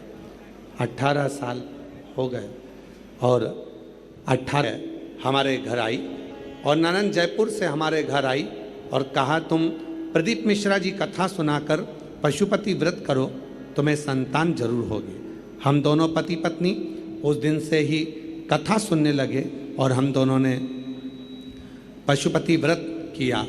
सफ़ेद आंकड़े की जड़ का प्रयोग किया और हम सीहोर कावड़ यात्रा में कावड़ भरने चले गए। कावड़ भर कर आए, वहाँ का जल चढ़ा हुआ लेकर आ गए, उस जल को पी लिया। किसी ने कहा कि जब कथा आए, टीवी पर कथा सुनते, आसन से उठते तो वहाँ की मिट्टी को अपने गर्भ से लगा लेते। बाबा की ऐसी कृपा हुई, जहाँ 2 बार का आईवीएफ फेल हो गया, सारे डॉक्टरों का इलाज फेल हो गया। आखिरी में आईवीएफ करने वाले डॉक्टरों ने भी कह दिया कि तुम माँ नहीं बन सकती हो। तब भोले बाबा पर भरोसा कर कर शिव पुराण की कथा सुनती और बाबा की कृपा से 5 जुलाई 2024 को बाबा ने मेरे घर में पुत्र रत्न की प्राप्ति करा दी। मैं बाबा को यहाँ प्रणाम करने के लिए आया। 18 साल के बाद, 18 वर्ष के बाद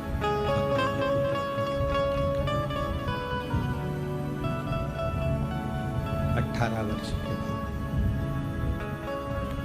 पूरी लिस्ट लगाई है डॉक्टरों की कि इतनी बड़ी लिस्ट डॉक्टरों की है। शिव की कृपा, शंकर की करुणा, उसकी उदारता, उसकी दया जब तक नहीं होता तब तक जीवन का कोई दुख मिट नहीं सकता, कोई तकलीफ मिट नहीं सकती।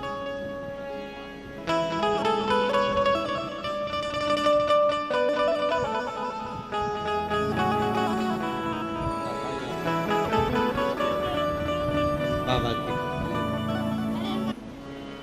जैसे बहन ने एक रिश्ता बनाया कि शिव जी को भाई बना लिया। सबकी सुनता है, मेरी भी सुन। हम आप लोगों से भी कहते हैं एक संबंध शिव जी से जोड़ लो, एक संबंध शंकर जी से जोड़ लो, पिता मान लो उसको। शिवपुराण की कथा में आया करो तो ये कह कर आया करो घर वालों को कि मैं मायके में जा रही हूँ, 7 दिन अपने बाप से मिलूंगी और मेरा पिता मुझे कुछ देकर भेजेगा, ये निश्चित।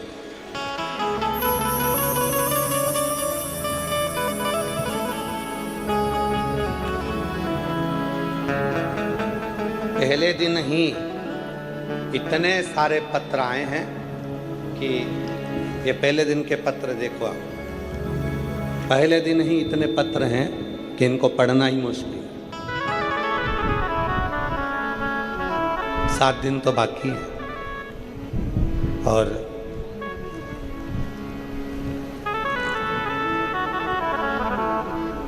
अगले पत्र की भी तैयारी है। जितने यहां बैठे हो 3 महीने बाद तुम भी कहीं ना कहीं की कथा ढूंढ रहे होगे कि एक पत्र हमारा भी लिख कर भेजना है, हमारे बाबा ने हमको भी दे, हमको भी दे।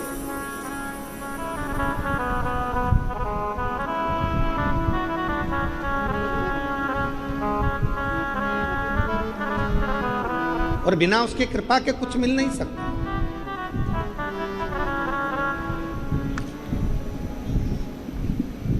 उसकी जब तक करुणा ना हो, उसकी जब तक कृपा ना हो, तब तक कुछ नहीं, कुछ नहीं।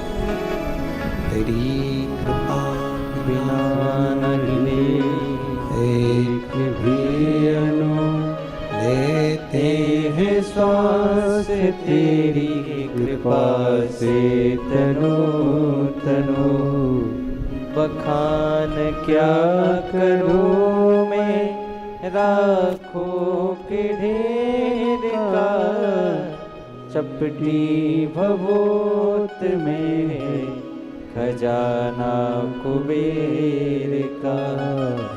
गंगधार मुक्ति द्वार ओमकार तू, भोले ओमकार तू, आयो हर तू। एक अंश मात्र भी, एक कण मात्र भी उसके बिना कुछ नहीं हो सकता। बुलाया उसने, सुनाया उसने, देगा भी वही, करेगा भी वही।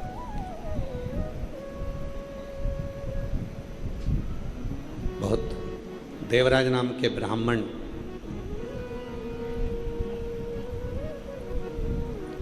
पत्नी अच्छी सुंदर थी, व्यवहारिक थी,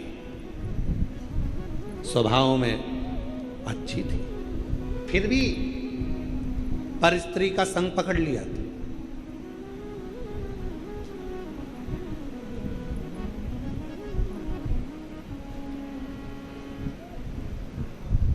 दुनिया में ऐसे कई लोग हैं जिनको घर की दाल पसंद ही नहीं आवे, ढाबे की ही दाल पसंद करते हैं। घर में स्वच्छता से बना हुआ भोजन पसंद नहीं आता और बाहर का भोजन पसंद करते हैं।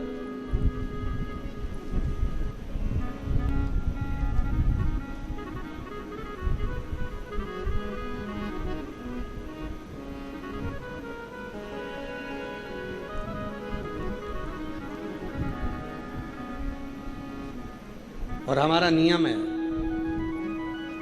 मान लो कहीं किसी स्थान पर गए और हम एक बार की बात है, बहुत पुरानी, नैमिषारण्य एक बार गए तो वहाँ रात्रि के समय पर पहुँचे, रात का समय था।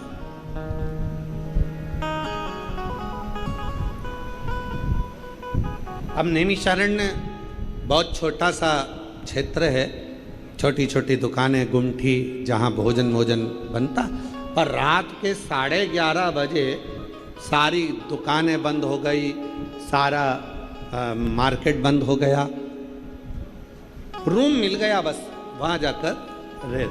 अब भूख लग रही बहुत तेज, कहाँ जाए, किस स्थान पर जाए। बैठे, मन में भाव आया कि बाबा जिस जगह पर हम ठहरे हैं यहाँ आसपास में तो कुछ दिख नहीं रहा है, कुछ भी नजर नहीं आ। केवल एक साइड में एक गुरुद्वारा था, गुरुद्वारा।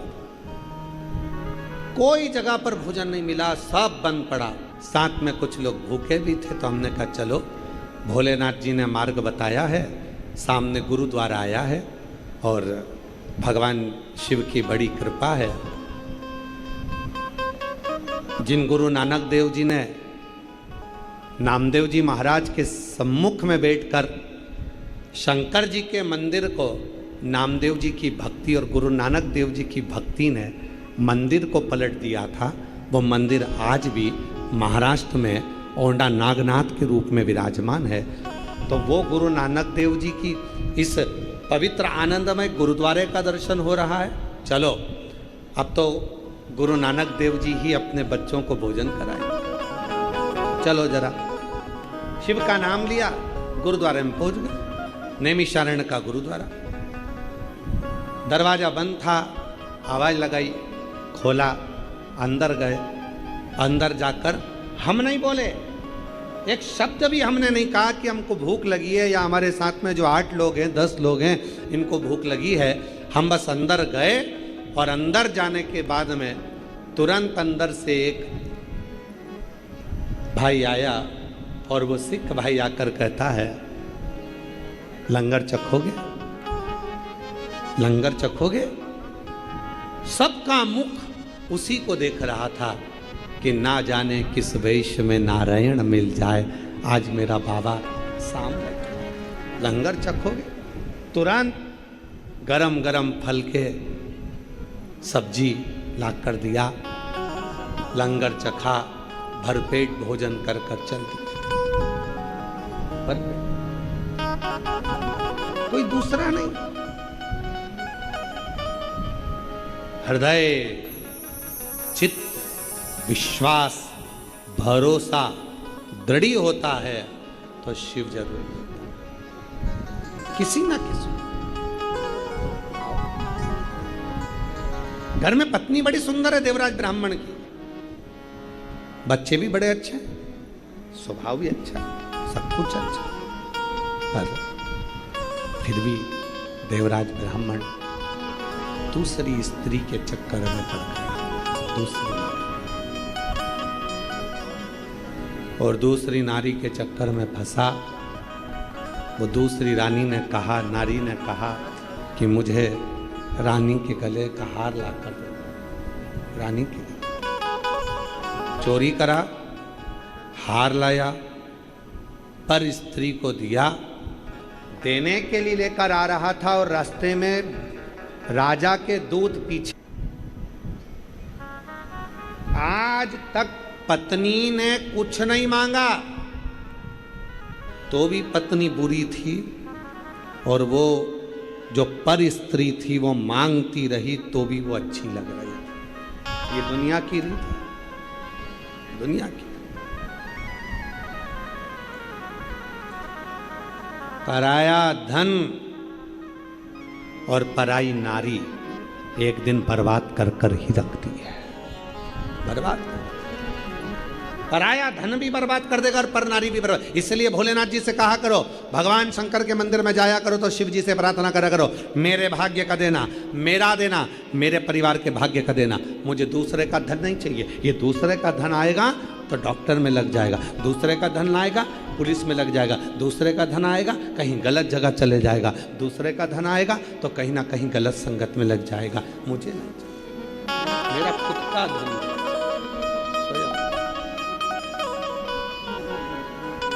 मेरा स्वयं का, मेरे कर्म का, मेरे भाग्य का मुझे दीजिए। और मत बुरे कर्म कर बंदे, बोलो बोलो सब साथ में बोलो, अरे मत बुरे कर्म कर बंदे वरना पछताएगा, भगवान की आंखों से तो बच नहीं पाएगा, तू बच नहीं पाएगा। अरे ओ अज्ञानी मत कर नादानी, अरे ओ अज्ञानी मत करना दानी। तेरे कर्म का फल भी तू ही पाएगा, जैसा किया तूने तेरे आगे आएगा। मत बुरे कर्म कर बंदे वरना पछताएगा, भगवान की आंखों से तू बच नहीं पाएगा, तू बच नहीं पाएगा। अच्छा कर्म करके चलो।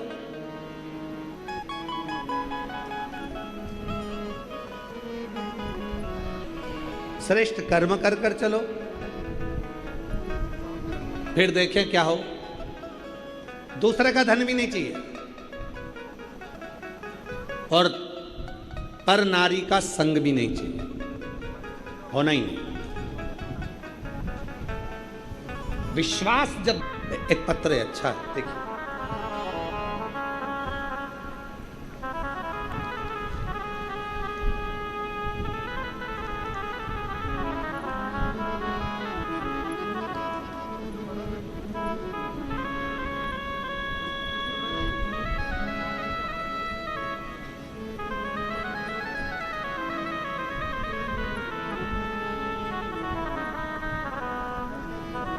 पत्र देखिएगा। गुरुजी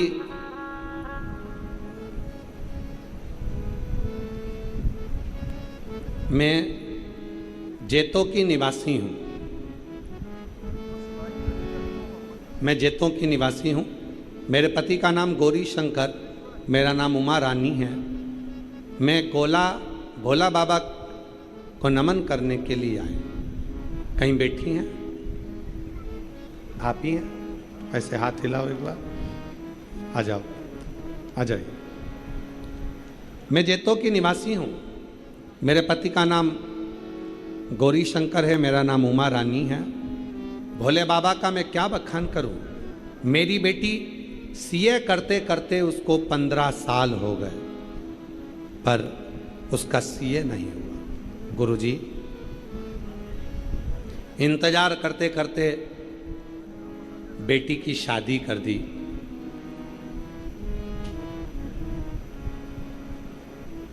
सब कुछ करा, फिर भी मेरी बेटी सीए नहीं बनी। 15 साल हो गए सीए बनते बनते बनते बनते बनते शादी कर दी। शादी करने के बाद उसने पंडित जी के पास जाकर अपने पति के साथ पूछा, क्या मैं सीए बन सकती हूँ? पंडित जी ने कहा, तुम कभी जिंदगी में सीए नहीं बन पाओगी, तुम कोई दूसरी फील्ड ढूंढो जिससे तुम आगे बढ़ो। अब शादी होने के बाद एक दिन घर के ही लोगों ने कहा कि तू अब एक काम कर, सारे पंडितों को दिखा लिया, 15 साल से तैयारी करते करते तेरे हो गए, तू सीए नहीं बन पाई। अब एक काम कर, मैं जिस गुरु जी को सुनती हूँ तू उसको सुन। किसको? सियोर वाला बाबा कथा कहता है, तू भी दिल से सुन। मुझे विश्वास है जो तुझे 15 साल में नहीं मिला, मैं मन से कहती हूँ कि तू 3 महीने में प्राप्त कर सकती। तू कर, तैयारी कर। गुरुजी आपकी कथा सुनना प्रारंभ करा और मन करा कि मैं सावन के महीने में कावड़ यात्रा में कावड़ चढ़ाने के लिए सीहोर चली। चढ़ाई, विनती करी और विनय कर कर वहाँ से मैं आई और बाबा की कृपा ऐसी हुई, मैंने बेटी से कहा कि अब तू खूब पढ़ाई कर ले। कावड़ चढ़ा कर आई है, शिव जी को जल चढ़ा रही है। पशुपति नाथ का व्रत भी मेरी बेटी ने करना प्रारंभ कर दिया और बाबा की ऐसी कृपा हुई, जो 15 साल में बेटी सीए नहीं बन पाई, बाबा की कृपा से 2026 में मार्च के महीने में मेरी बेटी सीए बन गई। आज मैं बाबा को धन्यवाद देने के लिए 2026 में मेरी बेटी मार्च के महीने में सीए बन गई। मैं बाबा को धन्यवाद देती हूँ। एक लाइन लिखिए आप और हम गुनगुना, जो दिल से मांगोगे वो दिल से दे देगा, जो दिल से मांगोगे वो दिल से दे देगा। मेरा भोला भंडारी है, मेरा भोला भंडारी है, खाली झोली भर देगा। मेरा भोला भंडारी है, खाली झोली भर देगा। एक विश्वास जब हमारे भीतर हो, इसलिए आप लोगों से कहा श्री जी से प्रार्थना करो, भगवान शंकर से विनती करो, शिव से कहो, शिव जी को कहो, विनय करो, निवेदन करो कि हमारे भाग्य का दें, हमारे भाग्य का दें, हमें दूसरे के भाग्य का नहीं चाहिए, दूसरे का धन नहीं चाहिए, हमें अपना देना, मेरे किस्मत का दें, मेरे भाग्य का दें, हमें दूसरे का धन नहीं चाहिए, दूसरे की संपदा नहीं चाहिए।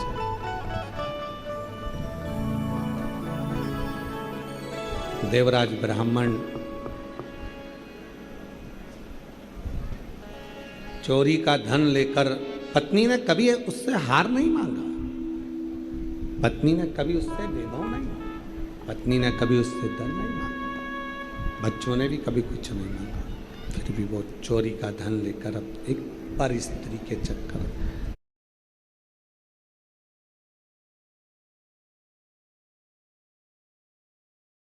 पर नारी के चक्कर, पर स्त्री के चक्कर में धन लेकर,